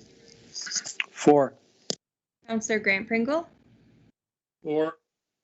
Deputy Mayor Sue Carlton. For. And Mayor Dwight Burley. For. Thank you, and that carries. Thank you. Moving on to our agenda, we're down to our next recommendation that application SP 0221 for Larry Henry be approved and that bylaw 2021-015 be passed to authorize a site plan agreement for lands described as part lot 22, concession 16, Keppel. Someone to move, put on the floor, please. Moved by Councillor Thompson, second by Councillor Coburn. Madam Planner, want to speak to this? Thank you. This application is coming forward as a condition of consent. So the Committee of Adjustment approved a severance application for Larry Henry, and as a condition of consent, there was a requirement to have a site plan agreement, and that was to address development timeframes in relation to the breeding bird nesting season. So that was where you cannot remove trees during a certain period of the year to protect the nesting habits of the birds, as well as development or time or practices to protect environmental features. So that would be to incorporate the recommendations of the karst assessment in the development agreement. So I'm not recommending a security for this application, simply because it's a residential development, and there is with the residential developments, there's not that need to require security. There's no grading or drainage requirement as part of this. So there is no, there is no requirement to take a security. And the recommendation is just to approve it. The draft agreement is attached for your consideration and can be brought to the March 17th council meeting for approval if supported by the committee. Thank you. Thank you, Jen. Does council have any comments or questions on the motion before us? Seeing none, Madam Clerk, you take the vote, please. Thank you, Mr. Mayor. When I call your name, please indicate whether you are for or against the motion as presented. Councillor Carol Barfoot. For. Councillor Kathy Moore Coburn. For. Councillor Paul Sutherland. For. Councillor Ryan Thompson. For. Councillor Grant Pringle. For. Deputy Mayor Sue Carlton. For. And Mayor Dwight Burley. For. Thank you, and that carries. Thank you. Thank you. Moving on, the next recommendation is that the application for part lot control exempt bylaw is in accordance with master subdivision agreement, the township zoning bylaw 2020, the site specific development provisions for Cobble Beach. It is recommended that council approve the part lot control exemption with a specific sunset date of 2 years. Someone to move, put it on the floor, please. Moved by Councillor Pringle, second by Councillor Colburn. Jen, wish to speak to this? Thank you. So in Cobble Beach, the Algonquin Heights subdivision is a phase of development that was recently approved by council. And through the process, there was a block in there, Block 65. It was intended for townhouse development. So the with some of the larger blocks, there's always an opportunity for them to be further subdivided, and that's what this application is. What the developer would like to do is to create 3 residential lots out of that one block, and they're going to use those to build single detached homes. This is something that you'll see in the report. There's a number of agreements registered on title to the property, beginning with the master development agreement, the master subdivision agreement, and so on. So when I looked through all of those agreements, there is an opportunity for this to occur. So it's done under Section 50 of the Planning Act, and that is where lot creation is possible. So the County of Grey is the subdivision approval authority for subdivision development in Georgian Bluffs. So they originally, council supports the plan of subdivision, and the County of Grey goes through and approves it. Through this process, council has the opportunity to approve the further subdivision of that block into 3 lots and authorize a bylaw, and then that bylaw then gets sent up to the county for the Director of Planning and Development, Randy Schertzer, to authorize as well. And there is not going to be any impact by changing the lots from lots intended for townhouse development into residential lots. The zoning bylaw, when I had a look at that, it allows this to occur. And it's just really a reflection of just change over time. So when a subdivision is initially proposed, they're targeting a certain market. Right now, that market is active, and people are wanting single detached lots. So they're responding to that, and the agreements that are in place permit it. So my recommendation is that that the application be approved, and then we specify in the bylaw a sunset date of 2 years. That 2 years is simply because there's a number of other processes that have to occur in order for this registration to go through.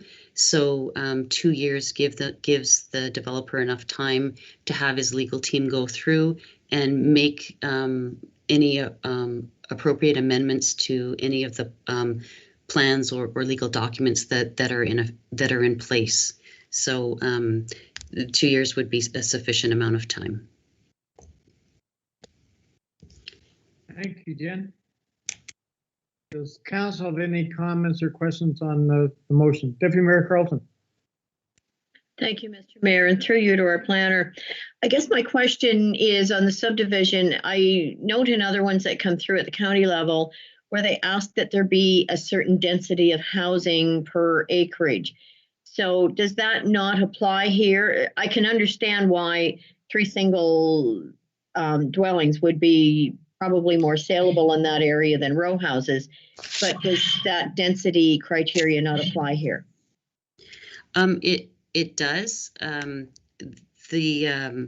The development was approved with a certain density, and the number of lots versus the number of townhouse units falls within that acceptable range. Thank you, Jen. Does council have any other questions? Comments? Seeing none, Madam Clerk, you take the vote, please. Thank you, Mr. Mayor. When I call your name, please indicate whether you are for or against the motion as presented. Councillor Carol Barfoot. For.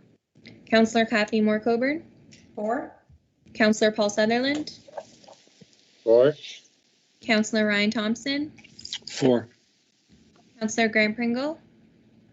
Four. Deputy Mayor Sue Carlton, 4. and Mayor Dwight Burley.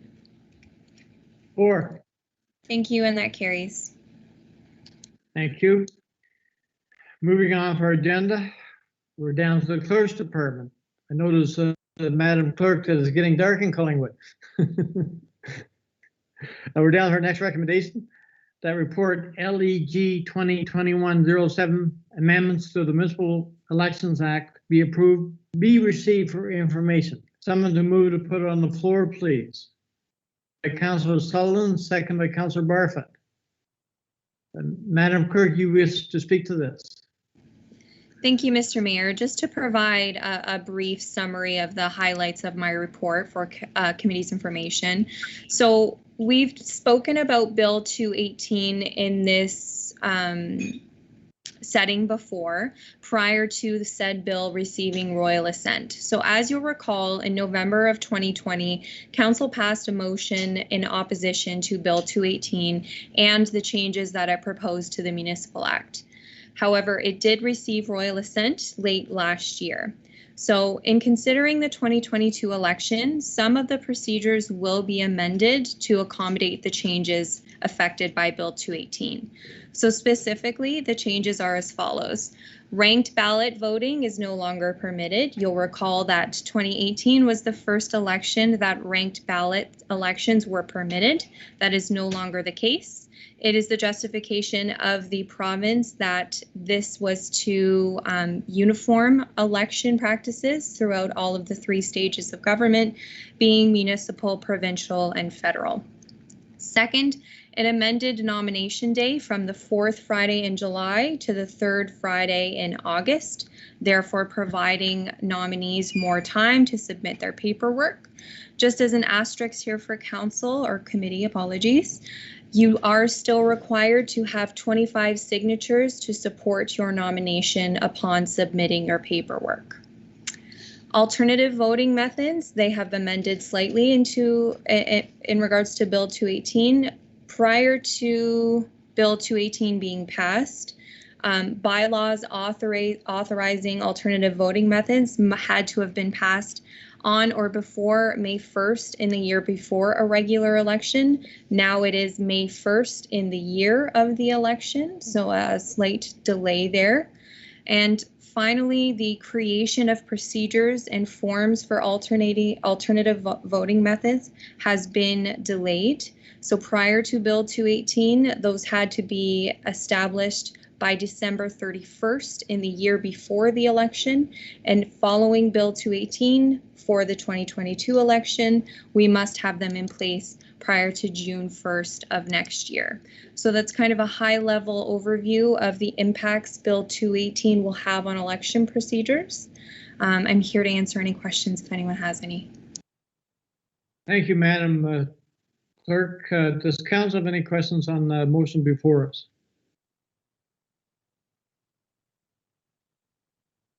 Seeing none, Madam Clerk, you take the vote, please.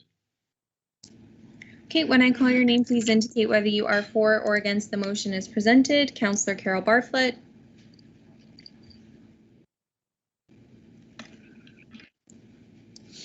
Councillor Carol Barfoot, you are muted.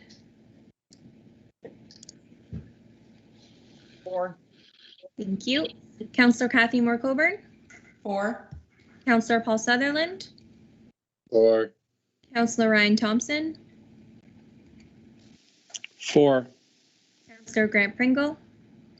4. Deputy Mayor Sue Carlton. 4. And Mayor Dwight Burley. 4. Thank you, and that carries.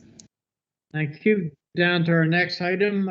The committee hereby supports continuing virtual council, committee, and local board meetings throughout the months of March and April, pending further loosening of public health restrictions and upon direction from health authorities and the province, and further that committee hereby supports a continued cautious approach to reopening in accordance with the recommendations of the public health. Someone to move to put it on the floor, please. Moved by Councillor Colbert, second by Deputy Mayor Carlton. Madam Clerk, you wish to speak to this? Thank you, Mr. Mayor. And again, to keep my comments brief, Council will recall that effective February 16th, the stay-at-home order was lifted in the Grey Bruce region, originally sending us to the yellow protect zone in the color-phased reopening system enacted throughout the province. We have since moved to the green prevent zone. However, the restrictions as outlined in my report remain the same in green as they did in yellow. Specifically, limits for organized public events and social gatherings remain at 10 people indoors and 25 people outdoors, and organized public events and gatherings remain at 50 people indoors and 100 people outdoors. So in respect to those restrictions, the provincial government is still recommending that people stay at home as much as possible, that they avoid social gatherings, limit close contacts to those of your household, work from home if possible, and avoid travel except for essential reasons, specifically amongst regions in different color phases. So at this point, staff are recommending that we remain hosting meetings in an entirely virtual platform throughout the months of March and April. With that being said, we regularly follow the advice of public health and regularly follow the advice of the province to ensure that we are best protecting both council and staff as we move through the remainder of this pandemic. So we are seeking committee's direction in how you wish to move forward. Should you decide to do so, we may implement the hybrid meeting style again, effective March 17th. I will remind council that due to the size of our council chambers, we are limited in how many people we can have gathered in that space due to the 2-meter distancing requirement. We are capped at 10 people in that space. So even if we went back to a hybrid model, it would still be our recommendation that council chambers remain close to the public and we continue to facilitate public participation electronically. So we are looking for committee's direction in how you wish to move forward this evening. Thank you, Madam Clerk. And just so I'm sure I understand, if this motion is passed before us, it will give you clear-cut direction? That's correct. If committee chooses to endorse the recommendation as is tabled currently, then we will continue to host virtual meetings throughout the remainder of March and that of April. Should, you know, I don't want to give false hopes, but should some kind of miracle happen and everything go back to normal, then we will of course amend those procedures. But yes, if committee endorses this, then we will continue to host virtual meetings throughout the end of April. Thank you, Madam Clerk. Does council have any questions on the motion before us? Deputy Mayor Carlton. Thank you, Mr. Mayor. I'd just like to say, excellent report, Madam Clerk. And I'm totally in favor of staying virtual right through to the end of April. I think we want to stay safe and as best we can. So I think it's an excellent suggestion in the report. So thank you. Thank you. Any other comments? Councillor Colburn. Yeah, I agree entirely with the sentiments of Deputy Mayor Sue Carlton, for sure. Thank you. I do agree with the recommendation. I'm still looking very forward to see all your faces in the council chambers beside me. Hopefully that's going to come sooner than later, but I agree with the recommendation. Does council have any other questions or concerns? Councillor Pringle. Go ahead. Thank you, Mr. Mayor. There. Comment to the clerk there. If the government or the province decides to raise limitations by mid-April, we look at this then again if they decide that things are good to go. I'm sorry. I would love to get back to the council chambers. I hate sitting in a room to do these meetings, but I definitely for what everybody wants to do. But if there is changes 2 weeks from now, do we look at that again, or is this cut in stone to the end of April? Thank you, Councillor Pringle. And yes, I totally agree. staff recognizes that this is an ongoing and developing situation. So we do have to continue to monitor our procedures and change them as appropriate. So as I say, you know, if tomorrow the government announces that the pandemic is over and everyone can gather, then absolutely, we will continue to monitor the advice of public health and respond accordingly. Thank you. So I guess if there's no other comments, just so we're all clear, if we accept this recommendation, we'll continue the way we are until the end of April. So Madam Clerk, I see no other comments. Would you take the vote, please? Thank you, Mr. Mayor. And when I call your name, please indicate whether you are for or against the motion as presented. Councillor Carol Barfoot. For. Councillor Kathy Moore-Coburn. For. Councillor Paul Sutherland. For. Councillor Ryan Thompson. For. Councillor Grant Pringle. For. Deputy Mayor Sue Carlton. For. And Mayor Dwight Burley. For. Thank you, and that carries. Thank you. Okay, moving off our agenda, we're down to operations. I always thought the planning always gave the biggest recommendations, but I believe operations are trying to compete with her.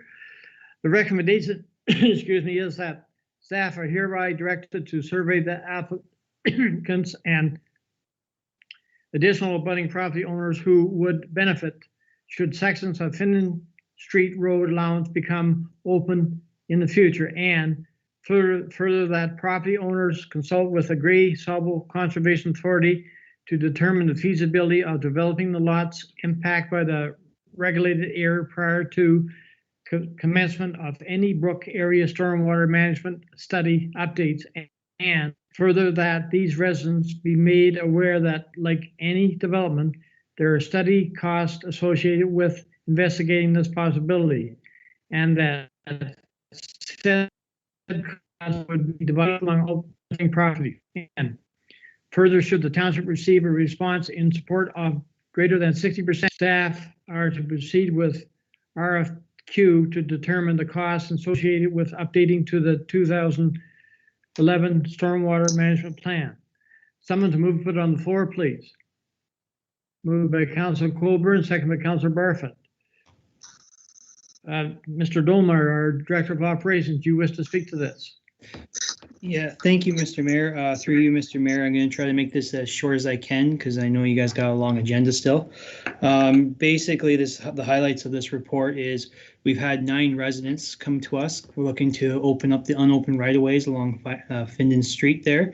This is in the Brook area, so there are potential for some drainage issues and stuff like that. So this is why staff are bringing this report forward, just so everybody's aware that they would have to do an update to the 2011 Master Stormwater Plan. If we do get the 60% participants of the residents agreeing to it, the township staff will do the RFQ, and then the cost will be put back on the homeowners to do it. And then the other thing too is that the homeowners will have to do is reach out to Grey Sauble Conservation Authority to make sure that they are able to build in this area as well, because there are some spots where it is regulated by them that we want to make sure that they have full clearance before they come to us to develop the area. Thank you, Steve. Just a question before I open it up to council. Steve, just to be clear, will you notify these residents that if an RFQ is put out, they will pay for that cost? Will you notify them ahead of time? Yes, that is the normal practice of how the township runs. So before any work does go out, we do give them full clearance of full attend to what we're doing and what the cost would be associated with as well. Okay, thank you. I open the floor up. Councilor Colburn, go ahead. Thank you, Mr. Mayor. I have 2 questions for Mr. Dahlmeyer, if I may. The first one, Steve, is where does the threshold for 60% in agreement come from? Is that per a policy that we have in place? And then my second question is in regards to the cost of updating that survey, that plan. I believe somewhere in the report it says anyone who would benefit from that survey would be part of the split of the charge. Is that just when we define who benefits, is that just the folks who are sending the letter in and making this request? Or might there be others who may not feel that they want that benefit that then will be forced to have to pay for that? Who decides who's benefiting, in other words? Thank you. So for the first question through you, Mr. Mayor, to Councillor Coburn, in regards to the 60%, that's based on the policy that you guys have had in the past here. So it's an older policy that we'll be looking to update in the future here as well and do a full review as part of my work plan. So we're just kind of following with the current policies. And then part of the second question there as well, we would be also reaching out to the adjacent properties abutting to these properties as well, just to make sure that they are aware of what's going on, because it might impact with what their current situations are with on the property. So we want to make sure that everybody that's within the drainage area, that of the smaller components of the catchments, would be also involved in this potential as well. Okay, Councillor Coburn, you have a follow-up? Thank you, Mr. Mayor. So I guess my question is, if there are some of those folks that are contacted don't feel that they would benefit from this, are they then going to be forced to pay their part of the updated plan survey? Through you, Mr. Mayor, to Councillor Coburn, we would have to look at what the policy states to make sure that we can make sure everything is going well, as this is going to be a drainage situation with the brook area. So we just want to make sure that everybody is doing properly what is being developed. Thank you. Okay. Councillor Barfoot, go ahead. Thank you, Mr. Mayor. This is for Stephen. So I take, when you say the 60%, so is this a total local improvement where they will be paying, if you get 60% agreement, then all of them will be paying a portion of the cost, not only for drainage, but road construction? Through you, Mayor Burley, to Councillor Barfoot, sorry. It's going to be for everything. So that's road construction, drainage, and all the other stuff. Currently, Brook doesn't have water and sanitary in there. If there was, then they would be also paying for that local improvement charge as well. So yes. So we're just going to consider it a local improvement. Thank you very much. Thank you, Councillor Barfoot. The only comment I would make is that, before I go to Deputy Mayor Carlton, but the only comment I would like to make is that being a former Township of Sarawak resident and was there when the Sarawak official plan was put in place, it's now replaced by the George and Bless official plan. There were some great concerns in that area about no further lot extensions until after we had full services. And I'm quite sure staff will take a real good look at those former policies to make sure that everything's in place, because it always was a big concern in that area, and especially with our neighbors towards the water too, had great concerns on it. So it's just something that I'm quite sure staff is well aware of, and it's mainly a comment to staff. That's all I'm doing. Did I see another hand from council? Oh, Deputy Mayor Carlton, sorry, go ahead. Thank you, Mr. Mayor. This is probably more a question for our planner. Seeing as this is the former town plot of Brook, most of those lots are undersized. So are we going to be looking at a number of deeming bylaws coming through here to ensure they have large enough properties to build on? Dan? Yes, thank you. Effectively, yes. A lot of the lots were sold in 2s and 3s, as we've seen with the applications that have come through, because they were just too small to build on even back then. They still are considered lots on a plan in the town plot of Brook. And like with any planning application, because they won't meet provisions of the bylaw in some cases, zoning bylaw amendments will be required, as well as deeming bylaws. Okay. Deputy Mayor Carlton, go ahead.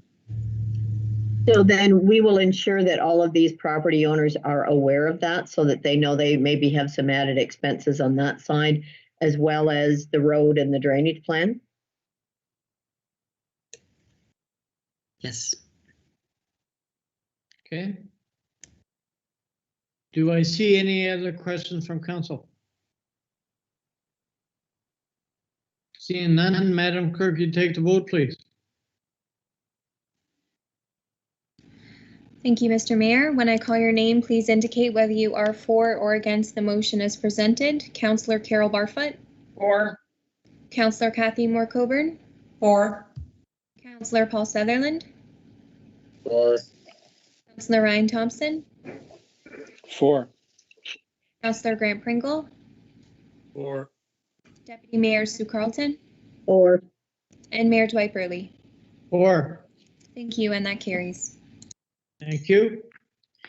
Moving on for our agenda, we're down to the Shell Lake Ice Extension. I have a recommendation here that report OPS 2021-08 regarding the Shell Lake Arena Ice Extension be received for information. Someone to move put on the floor, please. Moved by Deputy Mayor Carlton, second by Councilor Sutherland. Mr. Dolmar, you want to speak to this? Yeah, so through you, Mr. Mayor, to committee of the whole here. This memo / report is basically bringing back the update from the previous committee of the whole when I brought forward a report on extending the winter ice into the end of April there for the Shell Lake Arena. Right now, we did take back the considerations of council. We did reach out to the public health board there, and they did review our plan. And they came back with, we are doing a good job. Our reports are really looking good. The signage looks amazing there. So we got the blessing from public health on that, which you'll see that it's attached to the memo as well, of how our process is, along with some photos of what we've got in place at the arena. The other component too is we did reach out to our users that would use the facility once the ice was out. We did reach out to them. They are more than happy to go to the other two arenas to use them up until end of April, so that we would kind of not, generate a little bit more revenue to catch up some stuff here, but also then the other arenas would see some usage as well, which would be in a good place for us to, kind of expand over as well. But the other thing too is we have had some our plan in place as well for COVID, and we've got them all signed up and ready to go as well. So we're just waiting to hear from council if we could extend to end of April. Thank you, Steve. Does any other council member have a comment before I do? See none, Madam Clerk, I'm asking for your advice. Do we need to, I see you, Councillor Pringle. Do we need to put a separate motion forward to extend the time? Thank you, Mr. Mayor. And no, the way that we have formatted the motion, it's simply open to an amendment to include the wording that is included in your report. So following submission of all of council's comments, we can move to amend the motion to include the wording that has been included in Stephen's report, if we're in favor of the extension, of course. Thank you. Councillor Pringle, go ahead. Oh, yeah, thanks through you, Mr. Mayor. I guess the rentals have been good, I think, at the arenas all the month of March so far and February. I guess my concern is to make sure that we have the rental business there to make sure we can make it worthwhile. I know I've been by a few times in the last week, and there's been certainly lots of vehicles around. So the rental numbers are there to justify moving forward? Through you, Mr. Mayor, to Councillor Pringle, yes, the numbers are there. The hockey group is actually kind of probably watching right now, keeping their fingers crossed that you guys do vote for this. But it's they are really eager. There are a lot of arenas that have the ice already out, but then we are picking up those rental costs as well right now from those other ices being out. Thank you, Steve. Councillor Sullivan, go ahead.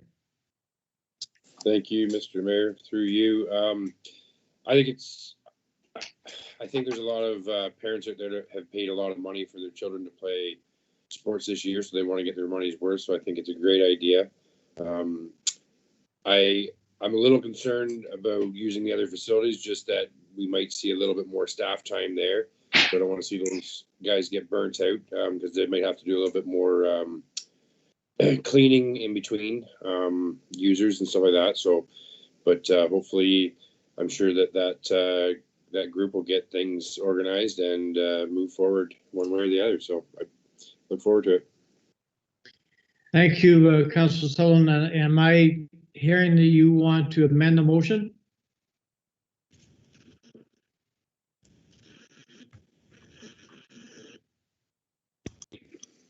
Madam No, Clerk? I think, Sorry, Councillor Sutherland. Please go ahead. no, ladies first, the clerk is more important than me. Thank you, Councillor Sutherland, and through you, Mr. Mayor. It sounds as though, and correct me if I'm wrong, that committee is in favor of the April 30th extension. So if I may, just to structure these discussions, the amended motion would read as follows. So bear with me for 1 second. And this wording has been included in your report. So as the motion currently stands, it reads that report OPS 2021-08 regarding the Shallow Lake Arena ice extension be received for information. So this is where our amendments come in. So we would add, and whereas Committee of the Whole endorsed COW 2021-015 at their meeting on February 17th, 2021, and whereas staff have confirmed that Grey Bruce Public Health is satisfied with the developed COVID-19 safety plan for use at the Shallow Lake Arena, and that non-ice user groups will not be impacted by the 1-month extension to the ice season. Now, therefore, committee hereby approves extension of the 2021 ice season at the Shallow Lake Arena to April 30th, 2021, and that staff are hereby directed to maintain the ice through to April 30th, 2021 extension, and that the extension be communicated to facility user groups and the greater Georgian Bluffs community. So if council is in favor of that amendment, I would please ask for a mover and a seconder. Moved by Councillor Sullivan, second by Councillor Coburn. And Madam Clerk, do we still have to go back to the original motion for a vote too? So if we could just call a vote for all of those in favor of the amendments that I made to the motion first, please. That's great. Okay, all in favor of the amendment motion? Just show of hands, I guess. It's carried. Thank you. Now, do we go back to original motion, Madam Clerk, since it's on the floor, we have a mover and a seconder? That is correct. So if the discussion regarding the extension has culminated, then we can take a vote on the motion with the included amendments. Thank you. Madam Clerk, can you take the vote, please? Thank you, Mr. Mayor. So when I call your name, please indicate whether you are for or against the motion as amended. Councillor Carol Barfoot. For. Councillor Kathy Moore Coburn. For. Councillor Paul Sutherland. For. Councillor Ryan Thompson. For. Councillor Grant Pringle. For. Deputy Mayor Sue Carlton. For. And Mayor Dwight Burley. For. Thank you, and that carries. Thank you. Moving off our agenda, we're down to vehicle repairs. The recommendation is that report OPS 2021-10 vehicle repairs to V241 be received for information, excuse me, and the cost for emergency repairs to V241 be funded from the 2021 operation budget. Someone to move to put it on the floor, please. Moved by Councillor Thompson, second by Councillor Pringle. Steve, Mr. Dolmar, go ahead. Through you, Mr. Mayor, to committee, just to bring this report forward, as vehicle 241 had some major issues a couple weeks ago in regards to a couple failed turbos, along with some other issues that occurred to it.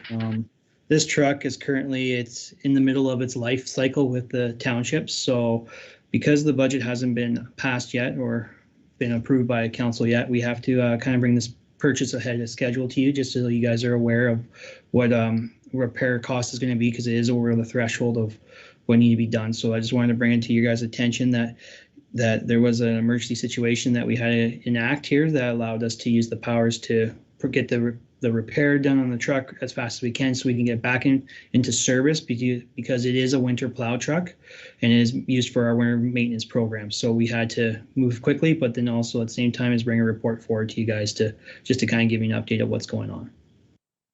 Thank you, Steve. Any questions or comments from council?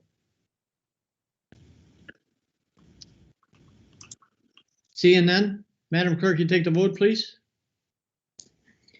Thank you, Mr. Mayor. When I call your name, please indicate whether you are for or against the motion as presented. Councillor Carol Barfoot. For. Councillor Kathy Moore Coburn. For. Councillor Paul Sutherland. For. Ryan Thompson. For. Councillor Grant Pringle. For. Deputy Mayor Sue Carlton. For. And Mayor Dwight Burley. For. Thank you, and that carries. Thank you. Moving off our agenda, we're down to our next recommendation.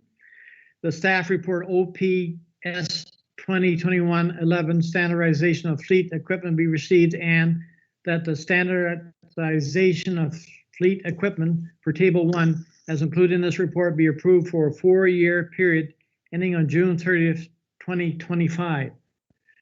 Someone to move put on the floor, please. Moved by Councillor Barfoot, second by Councillor Pringle. Steve, the floor is yours. Go ahead, Mr. Dolmer.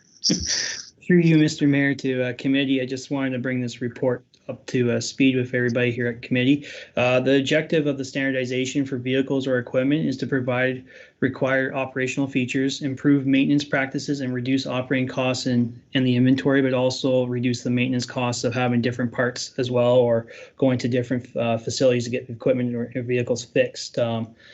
So standardization of equipment also increases the safety through streamlined equipment training so that if, say, we have to move an operator to another piece of equipment, they are familiar with that piece of equipment and then it continues on with their duties of what they are assigned to do the work with.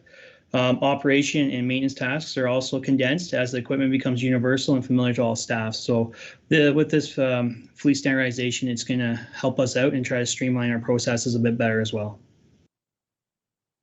Thank you, Steve. Does council have any questions on the report? Deputy Mayor Carlton. Thank you, Mr. Mayor.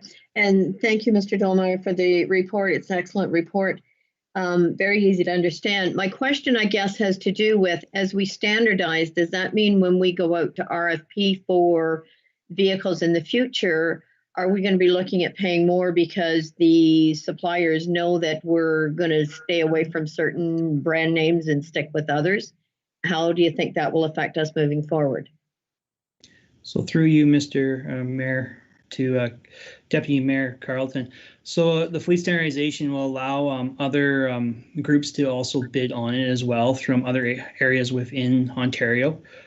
Sometimes when they do bid on it, like I say, for example, if we use for Volvo, only the Volvo dealer over for this Grey Bruce area would only bid on it, but this would allow other opportunities like from the southern portions to bid on it to give us a better, more competitive bid analysis on it as well, so that we are kind of more standardized in the fleet, but we're also following the procurement per policy as well, so that we will be following every steps of the way. It's just making sure that we there will be more competitive bidding this way, I've noticed.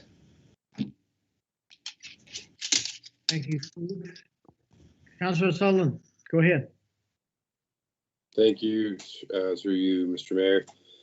I think the deputy mayor is onto something there because, I mean, if they had wanted to bid on it before, they could have. And so that kind of concerns me because when we say that we're only going to run with one brand of truck, then yeah, we're only going to get 1 or 2 companies coming back. Whereas if we stay open to, then we could potentially save some money. I mean, at the end of the day, we need to save money, not spend more. And I don't want to see us spending more money on the same brand of truck. And they're going to realize that year after year, and then they're going to contact each other and say, hey, these guys are only taking international trucks. Let's up our price 10,000 or 20,000 because we know that they're going to buy ours. So, I mean, I think we need to stay, get the best deal for what we pay, and that way we're not discarding of old trucks that just because they're not a specific type before maybe the end of their life too.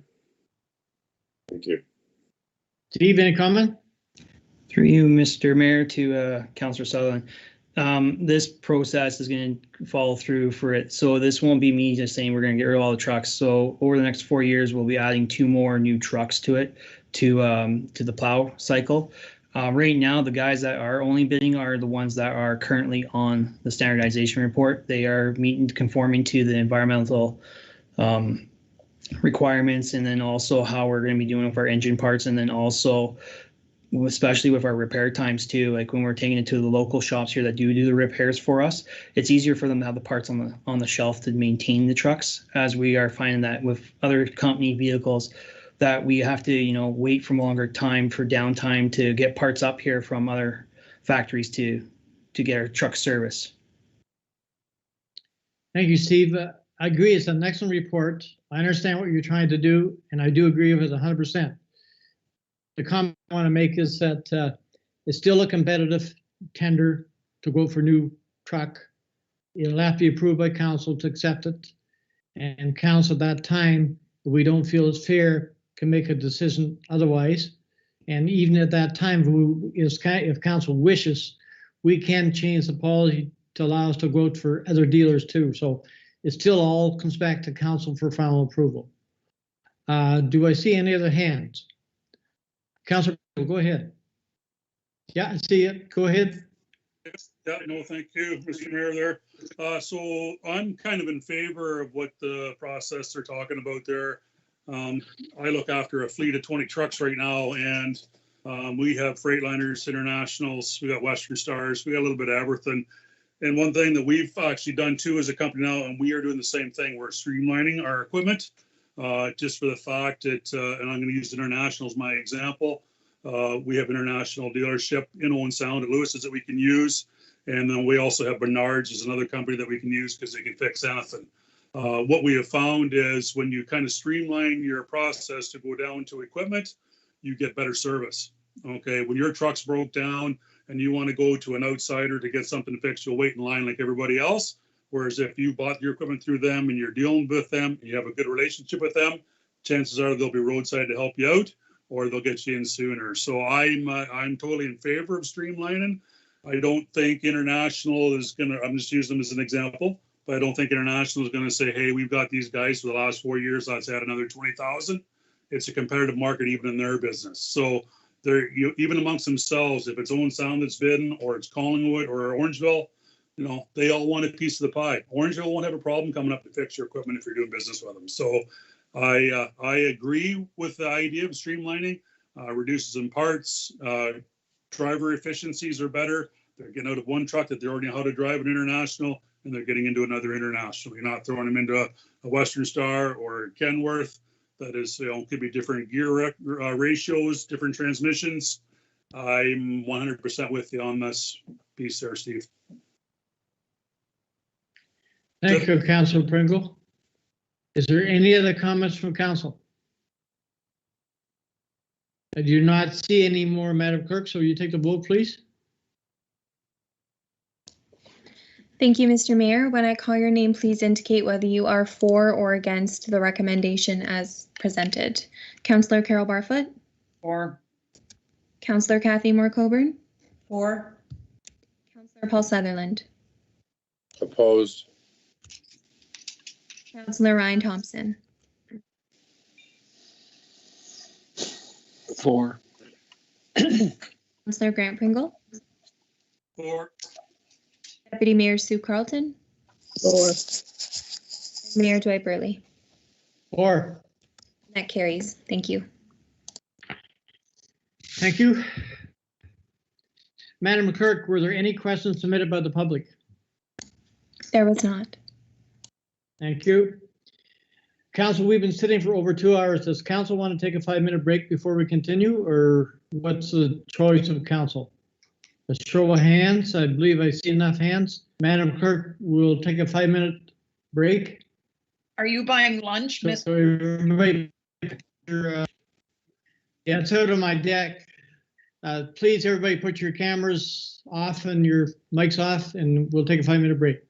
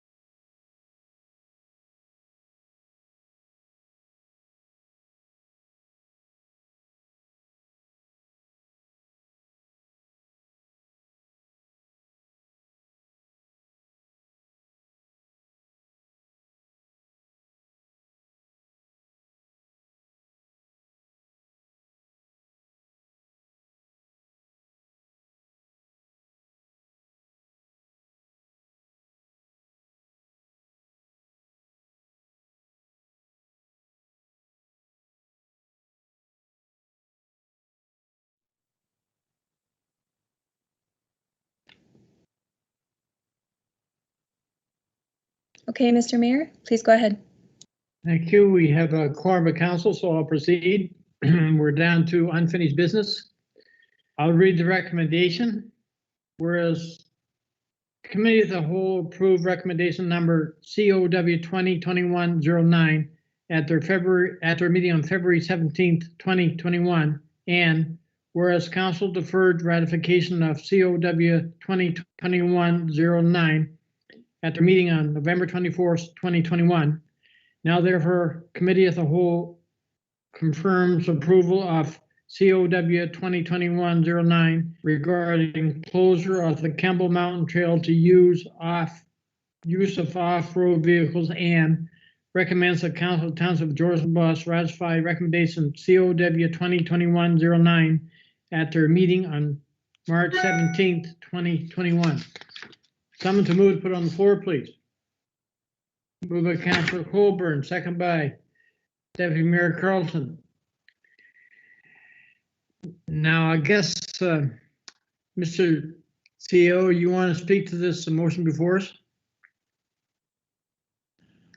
I certainly can start off the discussion, and I'm sure some councillors will have. I mean, through you, Mr. Mayor, I think committee has debated this. There has been opportunity. We did get a lot of correspondence, and I'll just say the following. There has been a lot of discussion that council has engaged in regards to this topic. I will remind council that the trail as it currently is does divert several times onto private property, and that is something that staff and council has known for quite some time, and there has been a commitment made to the residents that we are going to do our best to stop that with this motion.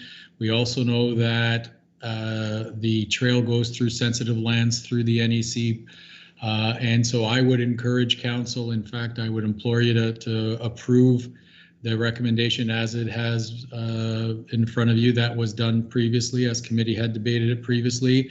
And as I've said, the commitment is that staff will be reviewing this entire situation through the course in the coming months, and we will have a comprehensive master plan addressing all of our trails, including this one going forward, so that we're going to have signage, wayfinding, we'll have an awareness and education and etiquette campaign, and our hopes is that we will be able to make the ATVers happy and all of those who want to enjoy the trails the way they want.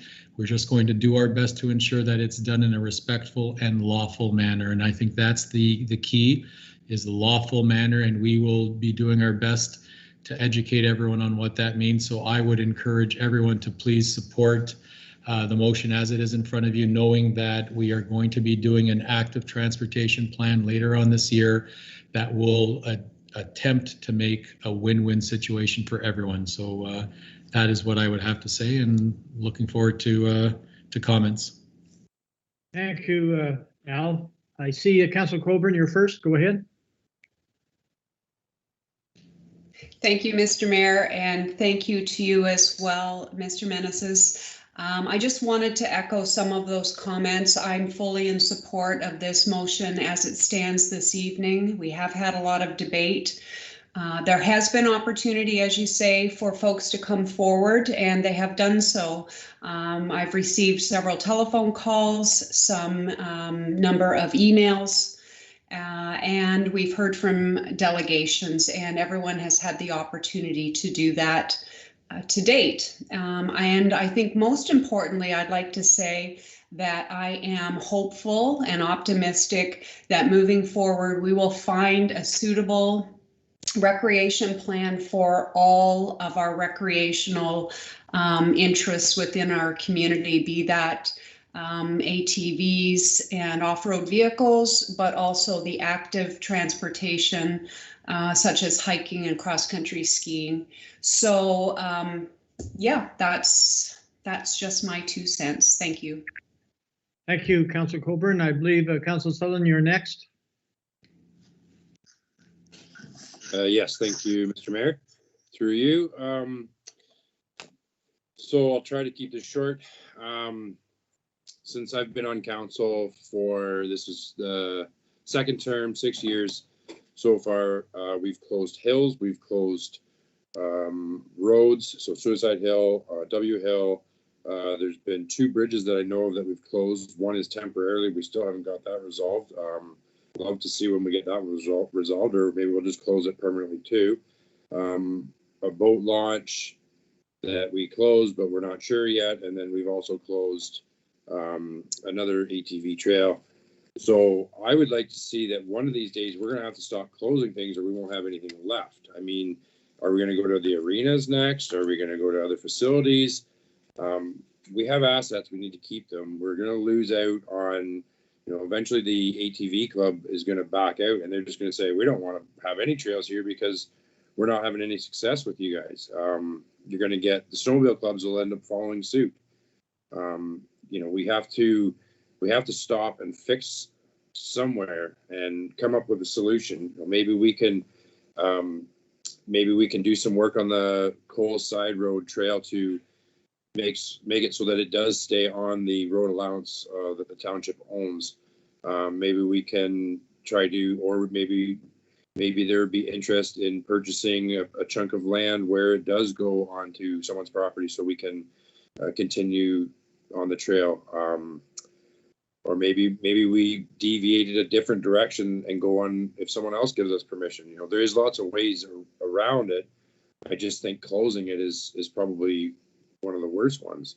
So I'm opposed to it, and I hope that some of the other councillors can see that we can't just keep closing things down in this township.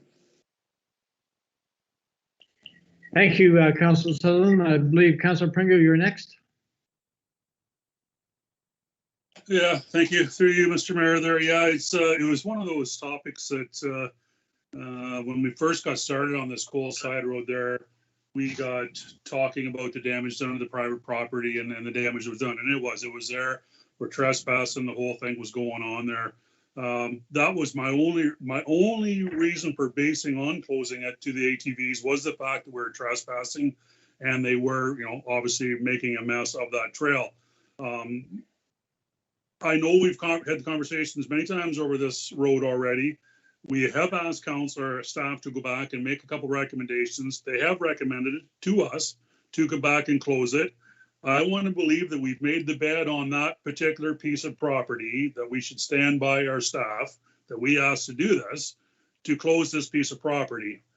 I really hope moving forward, and it's in the works, so obviously we've talked about it already today, that moving forward that we can get all groups involved that need to be involved in all this to come to some sort of happy marriage, that we can have ATVs in one spot, hikers, bikers, whatever may be able to use this piece. I am still going to stand by the decision that we'd already asked staff to do to close this piece of property. And maybe I'm outside the box on this, but maybe we can use that section, that concession as a teaching point or a learning point that if you're going to abuse the property, we're going to close it. And that's one section probably that we've already done that on. And maybe we can use that as a learning tool, a teaching piece to moving forward, that if you're going to abuse our property, we're going to close it. I don't think any of us want to see our properties get devaluated or trespassed on the same as anybody else. I know I wouldn't have been happy if it was my property that people were abusing and driving on. So I guess moving forward, I just want to see us go the direction we're going. But I think we've already made our bed on this. We've asked staff to do this piece. They've recommended we close it. I think as a group, we should move forward and close that piece because that's the direction we went. That's all I got. Thank you, Councillor Pringle. Does any other council member have any comments? Deputy Mayor Carlton. Thank you, Mr. Mayor. My reasoning in agreeing that we need to close that one for now is quite simply the fact that we have users using private property. I think that leaves us open to a lot of liability. I would love to see if we could actually repair this trail. I know NEC has stated that they will allow us to go in there in the spring and make those repairs.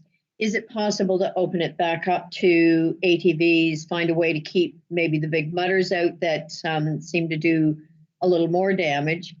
And yes, use it as an educational aspect, as Councillor Pringle has said, that if there's not the respect for these trails, that we will close them. From a tourism meeting I had earlier today with County of Grey, they are doing up signs that show trail etiquette and posting those. And perhaps we need to be looking at getting some of those trail etiquette signs up as well. So that's my comment. Thank you. Thank you, Deputy Mayor. Before I make any comments, does any other council member wish to make a comment? Councilor Barfoot. Thank you, Mr. Mayor. I agree somewhat with the deputy mayor, you know, repair it. I've even went so far as to look up our fencing bonus bylaw. And that was another food for consideration. I really have mixed emotions on this, and I tend to be a little bitter about this because I remember up at Shallow Lake Arena, and a lot of promises were made to a lot of people. And what did we do? We didn't push staff to pursue it. So, you know, I'm tired of promises being made and not carried through on. So let's not go down this road again. You can put gates up, but that's not going to stop anything. I just think, I don't know. The local people are really up in arms about all this, and I think they have reason to be up in arms. They didn't cause the damage. One gentleman phoned me, he was quite elderly. He said, I went back there all the time. I didn't have a problem with it. He didn't abuse it. Now, I'll really shock you. I have an ATV, and there's nothing I love better than getting on it and going for a ride. But I don't abuse the trails. It's a small minority that are using the trails. And I'm waiting for an answer back on the logging trucks. What's to do with them? We shouldn't be fixing the road if we didn't do all the damage. So you know, a lot of answers still to come as far as I'm concerned. Thank you, Councilor Barfoot. I believe Councilor Sutherland, you have another comment? Yes, I do, through you, Mr. Mayor. I was just curious, did we ever end up getting a hold of and talking to the South Bruce Peninsula ATV Club? And if so, if we were in contact with them, what was their response in regards to closing the trail? Thank you. Al, I'll turn that over to you, Al. Sure. Thank you, Mr. Mayor. And Cassie and Steve, you can tell us which group we actually met with, but we did meet with a group. They were very passionate in terms of their objection to the recommendation from staff. I will tell you that they were most upset about the fact that they weren't consulted in terms of what the decision was, and the fact that it had been ongoing for a few years. But, you know, and they were understanding as well of staff's position. We made it clear in terms of what we needed to do going forward. But as I said to you, and this is something that I'm noticing with Georgian Bluffs, and I'm just going to say it frankly, it seems that every issue has to have a winner and a loser, and I'm not sure we always have to do that. I think there's plenty of opportunity here where we can consult with all the groups, and I tend to agree with what Councillor Sutherland said as well. You know, maybe if we had consulted with all the groups a few years ago, taken a walk through the trail, maybe done some different things, maybe educated people, maybe we wouldn't be where we are. If we would have sort of understood the legislation, maybe we would have been able to do some alternative arrangements and different things. But the reality is we are where we are today, and we need to proceed. But with the understanding that this is not our goal, is to pick and choose winners and losers. Our goal is to find a happy solution so that everyone can enjoy the outdoors.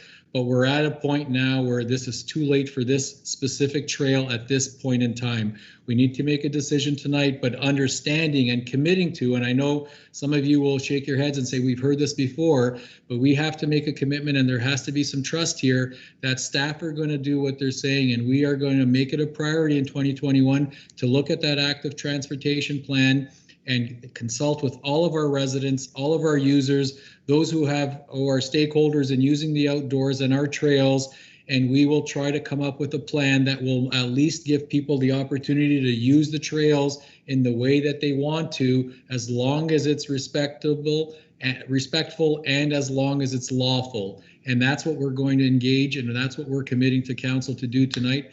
And I know it's not what some of you want to hear, but it's what we need to do going forward. And the commitment is that we will come up with something that will make everyone happy over the long term. We just need to be patient, and we need to do what we're going to say we're doing, and we're going to see this one through this year for sure, for sure. Thank you, Councilor Sutherland. I'll let you have one last comment. Thank you. Is there any thought or any way to entertaining like a temporary close and then potentially getting it resolved where we're not on, so that the ATVers are not going on the private property? Has there been any thought to that or any consultation towards that? Through you, Mr. Mayor, we did consider that. I think it's too late in the process now. I think we need to follow the recommendation that's in front of us, understanding that when we look at the comprehensive list of all of the available trails and pathways that are in the township, this is one that we will relook at as well. And as I said, remember I said to you earlier, there's a lot of layers in here, and part of what we need to do, the first domino that needs to drop is an understanding in terms of the legalities, in terms of what we can and can't do with our trails. And once we've understood exactly what that is and forever sort of dispelled the myths that are out there that we can do something, we can't do something, that then provides us the framework to go in and look at each one of these trails individually and define what they can be used for, as I said again, in a lawful manner. So, you know, we need to clarify all of that before we can even contemplate what we're going to be doing with these trails. But I can commit to you that we will look at all of our trails, including this one, going forward, and make sure that we come up with a plan that's going to make everyone happy one way or another. Thank you, Mr. CEO. I see Councillor Thompson, you have your hand up. Go ahead, Ryan.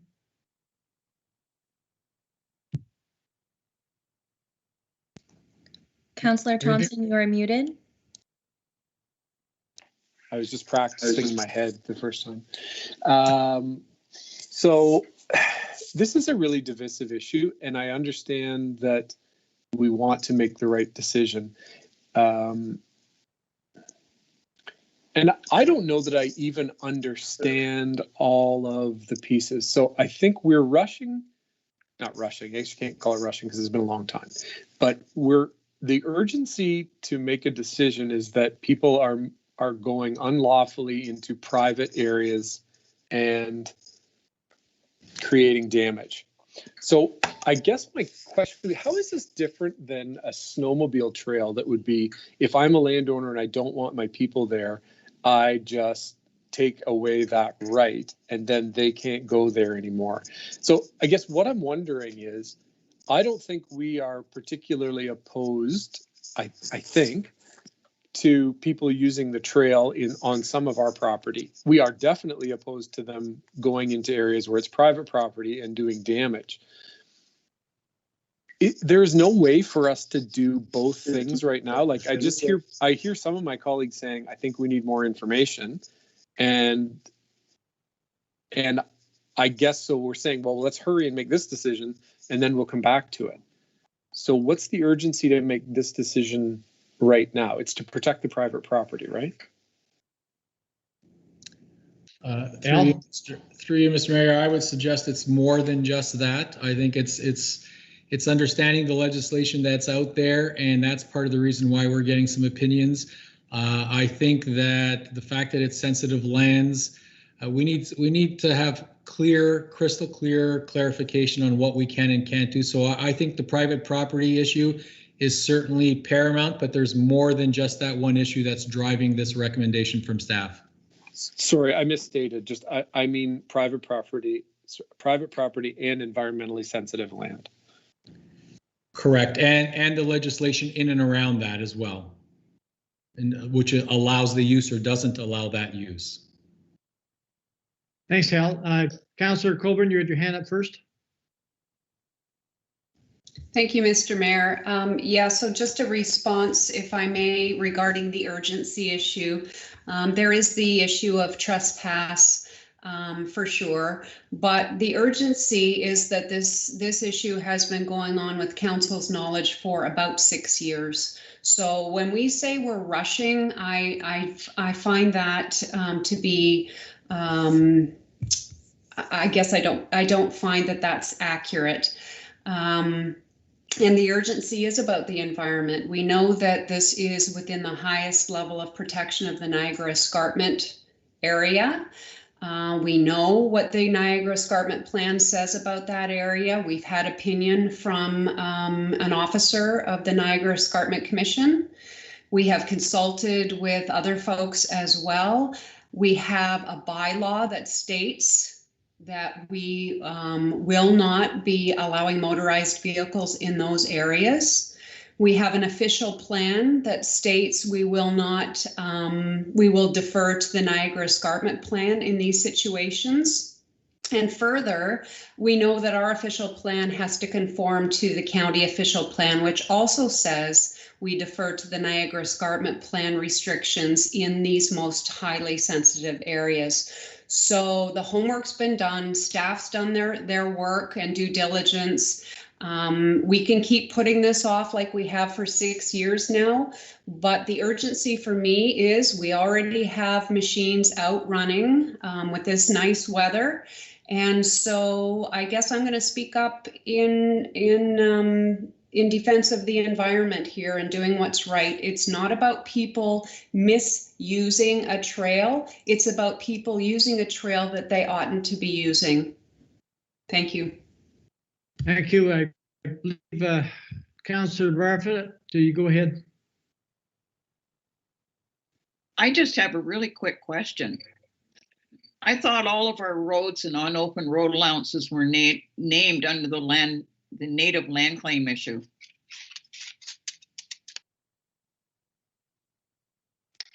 I can't answer that, Councillor Barfoot. I don't know, Madam Clerk, can you comment, or CAO? I'm not sure. I don't think all of them are, but I don't know that.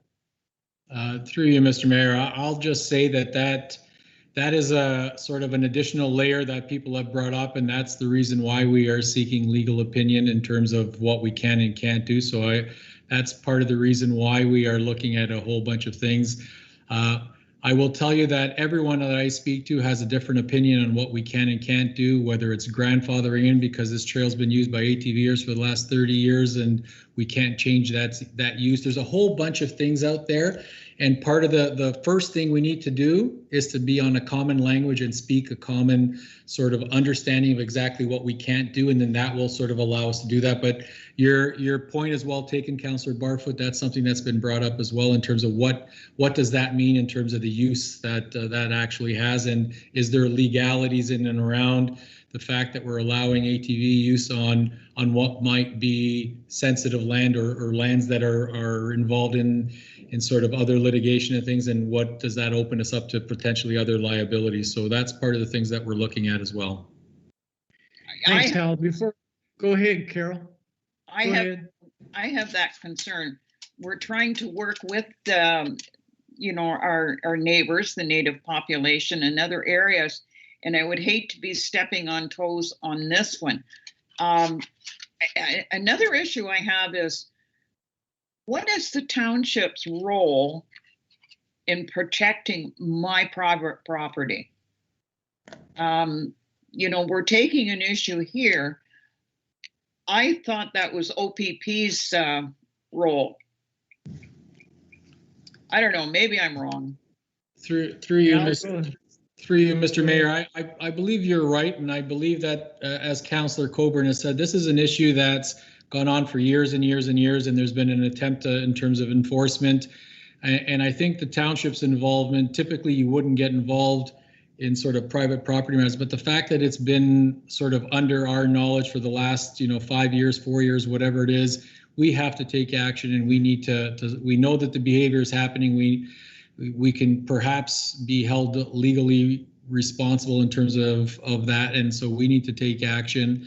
The fact that we've known about it and we've sort of talked about it for 4, 5, 6 years or longer tells me that the time is for us to take action now, and that's what we need to do. I think it's the responsible thing to do, and that would be my recommendation to council is to follow the recommendation from staff, and I think that would put us in sound legal position, and then we can review the balance of what happens at a later date for sure, and that's our commitment. Thank you, Al. Before I go to the rest of the hands that's seeing up, since I haven't had a chance to say anything, I'm going to take an opportunity to take it now. All great comments from every council member and staff. I agree with every one of your comments. I am a very avid ATV person myself. I do know how the machines work. I know it's a great enjoyment for the senior population in our municipality. They do enjoy it. I do not believe that this particular section, the Cole Side Road Trail we're talking about tonight, I've literally walked the trail twice from one to the other, so I have a real good look at it. Yes, there's some definitely destroyed areas where the trail definitely is going across private property and a good number of areas on that trail, which I don't agree with. The motion that's presented by staff, the only concern I got with it is I think Deputy Mayor Carlton did made the statement the same as Councilor Sutherland. I don't want the motion to say close permanently. I would like to see the motion that we're going to pass here tonight would say for now. I do agree we should not allow ATVs to go across private property. That is a no-no. I do believe, Carol, I do believe that the ATVs are getting blamed for a situation in a lot of areas that are not damage not caused by ATVs. I believe it's caused by mudders. Those are the big tired machines that go through and totally destroy everything. We have a number of areas in the municipality where they've done that. We, as a municipality, have not put any controls in to try and supervise that. Now, with commitment to try and look after all these trails and so on to come up with a sensible way of doing it, I agree 100% what you're trying to do. I have great respect for the NEC officer. I do know him very well, but I would like to see the NEC board themselves comment back to George and Bluffs Council from the board to our council. What exactly are their views in this situation? They must be well aware of it. I'm quite sure OJ has brought it to their attention, but I really like to see them comment back to us on this. I got mixed feelings on it. If the trail was not going across private property, I would have second thoughts about supporting it. But I have great concerns with that. I really think the motion should say close for now until staff can come back with have a proper investigation. What environmental areas are we destroying? What are we doing with private property? How are we going to fix it? Can we move the trail so it's on our property? There's just a whole bunch of things I think we need to do. And I agree 100%. It's been going on for a good number of years. This is not the only area that we have to deal with. We have many, many areas in our municipality that ATVs use, snowmobilers, everybody. And we need to stop and listen and put proper controls in for the whole area. And it's just something I think we need to do. Anyway, that's my 2 cents worth. We'll see when the vote comes how the vote goes. But I really would recommend seriously that the word should be now, not permanently, because we don't know what permanently means. Councilor Sutherland, go ahead. I would agree with you on that. If it would say permanently, that would make it a lot easier, Mr. Mayor. I guess the NEC, I have questions on it. I didn't realize, so if there's a road allowance, then can be zoned with NEC on it as well. I guess that'd be kind of my concern there, or question there. And then also, like, so if NEC is saying that there's no ATVs allowed on their land, so if I own a chunk of land that has some NEC zoning in it, then I'm not allowed to ride an ATV on my own land. Is that correct? Like, it just doesn't quite make a lot of sense to me on that part of it. But so I'd like more answers before I really do actually make a vote. Comment. Al, go ahead. No, I was just going to respond through you, Mr. Mayor. Those are all legitimate questions, Councillor Sutherland, and that's why we're seeking opinion. I think there's so much confusion and so many differences of opinion here that's why we need that sort of definitive voice that says, okay, here's what it is, and I can sort of confirm with all of council that the NEC, the Grace Elbow Conservation, those will all be stakeholders that are going to be consulted in our active transportation plan, and all those inputs will be going in, and everyone will be consulted so that we all know exactly what we can and can't do with all of our trails, including this trail that we're talking about tonight. So everything will be looked at, and we're confident that coming out of that, we'll be able to put a plan in place that will at least give everyone an opportunity to enjoy the outdoors in the fashion that they want to enjoy it. Good, Councilor Sullivan, go ahead. Thank you. I understand that we're talking about future stuff, Mr. CAO, but I want to know the answers from the NEC and Grace Elbow Conservation, whoever, for tonight for this trail. Not like, why do we need to push this forward right now when we don't have those answers? We need those answers from those stakeholders in order to make a proper and informed decisions. Thank you, Councilor Sullivan. Go ahead, Mr. CEO, go ahead. If I may, Councilor Sullivan, through the mayor. So the NEC, the gentleman that we've talked to has been consulted with. That was their opinion. The staff's report was based on the opinion that we received from those regulatory authorities. Part of what we're saying is that despite what we've heard from the regulatory authorities, there are still those in the community that have an opposite view of what the legislation says and what the regulations are, and that's why we're seeking. So based on what we know today, that's why the recommendation is in front of you. But because we've heard so many differing opinions, that's why we're going to be consulting with everyone in regards to the overall master plan moving forward, which will then necessitate a review of all the trails, including this one that we're talking about. So they have been consulted. The report that was put in front of committee a few weeks ago was based on that consultation that we had with NEC staff. Thanks, Hal. Madam Clerk, I need to ask you if you can.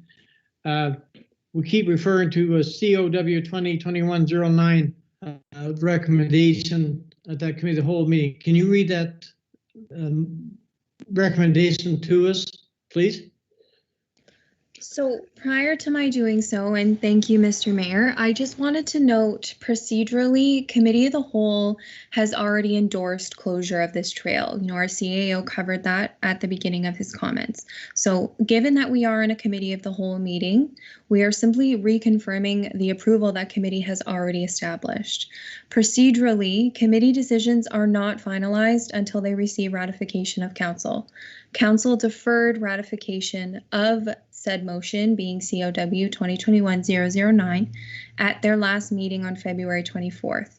Therefore, that motion will not receive final approval until March 17th. As I say, we are in a committee meeting right now. Therefore, all motions and recommendations out of this meeting require ratification of council next week. Okay, so I just wanted to preempt reading this motion with that. So recommendation COW 2021-009 reads as follows: that bylaw 2020-128 be amended to prohibit the use of off-road vehicles on the Coles Side Road, the Campbell Mountain Trail, and that staff are hereby directed to install trail gates blocking ATV access while still allowing pedestrian access to the Campbell Mountain Trail at the Concession 24 and Taylor Side Road access points, and further, that staff contact the South Bruce ATV Club to remove the Campbell Mountain Trail from all of their maps and educate their members on the trail's prohibited use. Thank you, Madam Clerk. Is there any other comments from council on this matter? It's a great recommendation that we passed at the Committee of the Whole at our February 17th meeting. I still have great concerns with the way we're doing it. I agree with the comments that putting up gates and so on are not going to solve this problem. There's going to be certain people that will still go around some ways to go around and cause a lot more damage. I really have great concerns with that. I just don't know how to read this is if staff will not have enough time to do what they want to do between now and March the 17th, you just don't have the time. By closing the trail, how long is it going to take to put gates and all that stuff to stop all traffic? We're not going to have that done till spring. I can't see it happening. So I don't know. Councillor Coburn, go ahead. Mr. Mayor, we have a motion on the floor that we need to vote on, and procedurally, perhaps the clerk can clarify, but I do believe we have had our discussion and now we need to have a vote. Thank you, Councillor Coburn. I still believe the question's still on the floor, and I will not stop any council member to have more discussion on the motion. If any other council member has any other comments, please go ahead. Deputy Mayor Carlton. Thank you, Mr. Mayor. I still stand by the fact, my reasoning in voting to close that would be because of the private landowner that people are going on that property. I think we need to close it to get that rectified. I think we need to look further at what can be done to remediate that trail. And I don't think there's anything that says that somewhere down the road we can't reopen that with restrictions in place if that's possible, given that we are going through environmentally protected land. So I think closing it now is the wisest move to make to get everything else put in place. And it keeps us from having added liabilities. Thank you, Councillor Pringle. Go ahead. Yeah, thank you, Mr. Mayor. Yeah, I totally agree with the deputy mayor there on, I think we've talked about this to a great extent here the last month or so or whatever, and it's been going on for years, but the whole reason for me to vote it to close it too was the trespassing private lands use. I'm not against ATVs. The guy wants to ride an ATV, I'm all for it. It is a great recreational sport. I do believe we got to have the regulations in place. I think if we do close this one concession for the time being, not to say that down the road that we can't change that plan and reopen it if things are, in alignment to where we want to go. I have no problem with that situation, but we decided a month ago that we were in talks of closing this trail. We've got the staff to do their job, to give us the recommendations to close this trail. And now we're wanting to talk about leaving it and putting it back in the floor. I think we're going backwards. I think we got to stick to our guns on this. We said we're going to close it. We got people here tonight that know where we talked. We said we're going to close it. I think we got to team up here and do as we're supposed to do here. I'm not opposed to opening it up down the road at all. I am totally in favor of ATVs and people use them. I just think we gotta take a stand here. That's all. Thank you, Councillor Pringle. We've had a great discussion, but I would like to see Mr. CEO to make one last comment. You have made commitment here. You want to do a real good, better investigation how we can solve this problem so all users of all trails can have equal opportunity to use them. And I'm just wondering, with this particular section, we have issues with private property and so on. There is a liability there that we could get into. Do you feel that, would you be able to make the statement that if you look into this and have other information and so on, that there would be a possibility that the trail may be open at a future date? Mr. Mayor, I would say the following, that when we're going to undertake a comprehensive review of all of our trails and paths and everything else, that will include this particular trail, and that collectively we will make some recommendations on the best use of all of our trails, including this one. So if based on feedback, based on a review of the legislation, based on a review of what we can do to protect private landowners, not only on this trail, but all of our trails, the recommendations will come forward in what we believe is the best option for us as a municipality, and that will include a review of this trail as well. Thank you, Mr. CEO. Councillor Barfoot, your hand, I believe, is up. Mr. Mayor, I just have a quick question. Go ahead. There's our CAO and yourself has said about protecting private property owners. I don't think that's our mandate. That's why we pay high OPP costs, is to protect our our private property landowners. So let's be a little careful in our wording and where we're going on this. We are not a police department. We do not have powers of arrest. We do not have the staff to do it. So let's quit saying we're going to protect the rights of our private property owners. We are to a certain degree. This is an exception, but we don't want to be setting a preference. You got to remember, we have all kinds of unopened road allowances. So let's just sort of go easy on this protecting landowners. That's why we have OPP. Thank you, Councilor Barfoot. Do I see any other comments on this? We've probably had a great discussion on it. If I don't see any more, I will ask the clerk to take the vote on this particular motion. And Madam Clerk, before we take the vote, would you read the motion before us one last time? Absolutely. Just let me pull it up here. So the motion that is currently tabled reads as follows.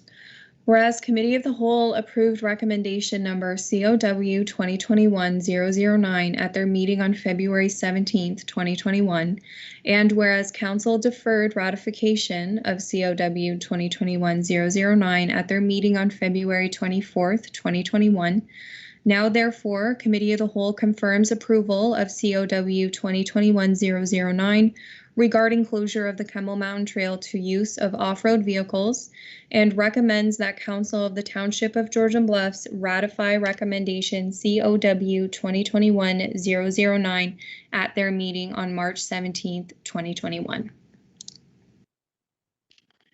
Thank you, Madam Clerk.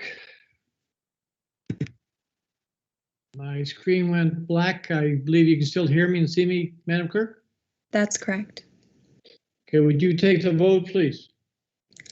Okay, when I call your name, please indicate whether you are for or against the motion as presented. Councillor Carol Barfoot.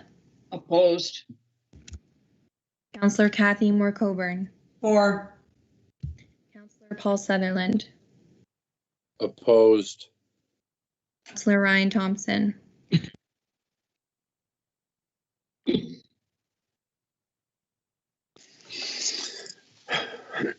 Opposed. Councillor Grant Pringle. For. Deputy Mayor Sue Carlton. For. And Mayor Dwight Burley.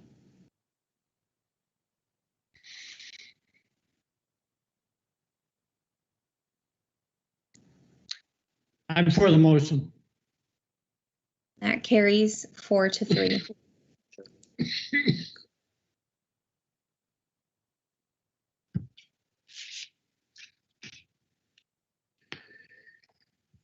It must be getting late because my screen keeps fading away on me and I can't see everybody, so please bear with me.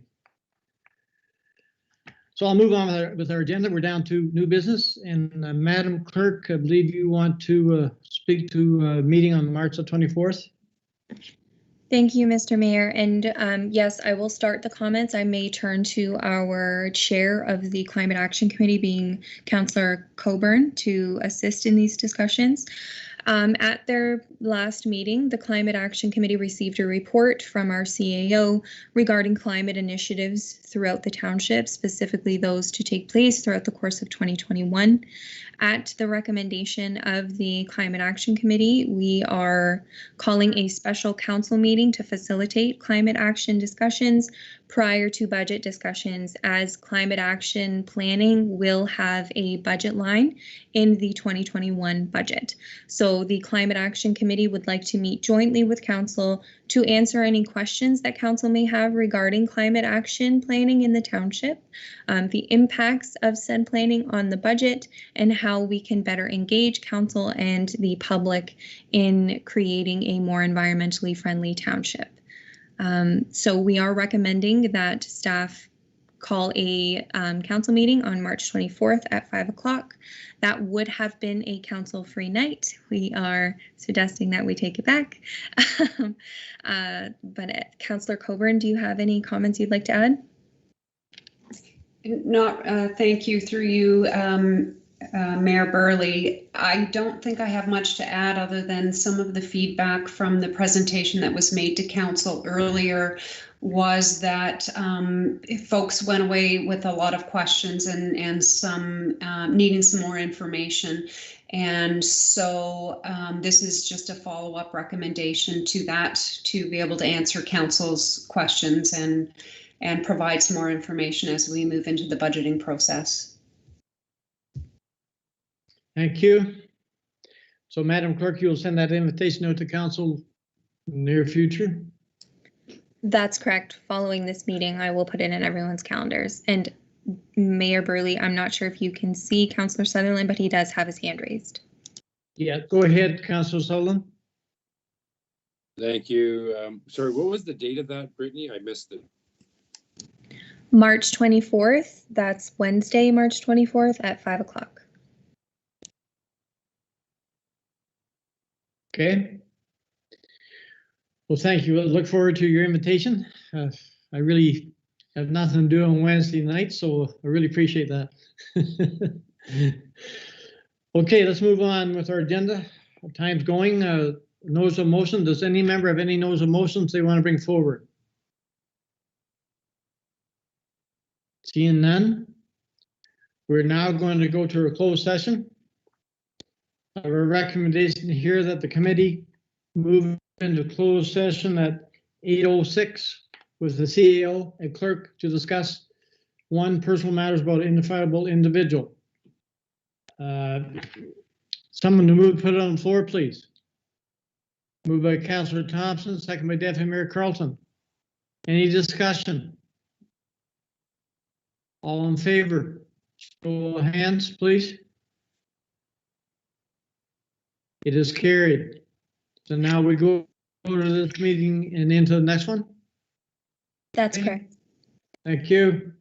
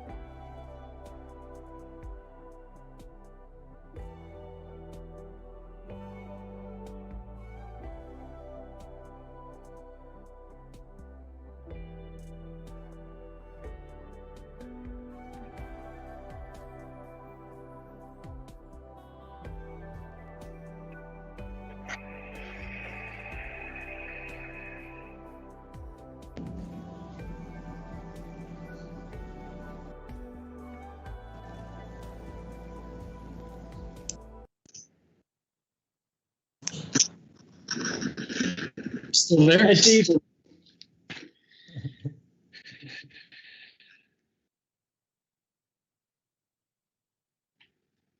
Madam Clerk, you can tell me when I can proceed?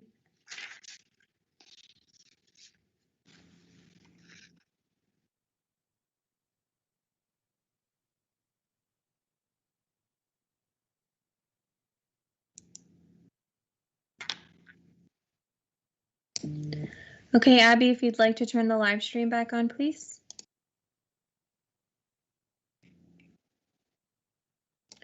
Okay, Mr. Mayor, we are now live. Please go ahead.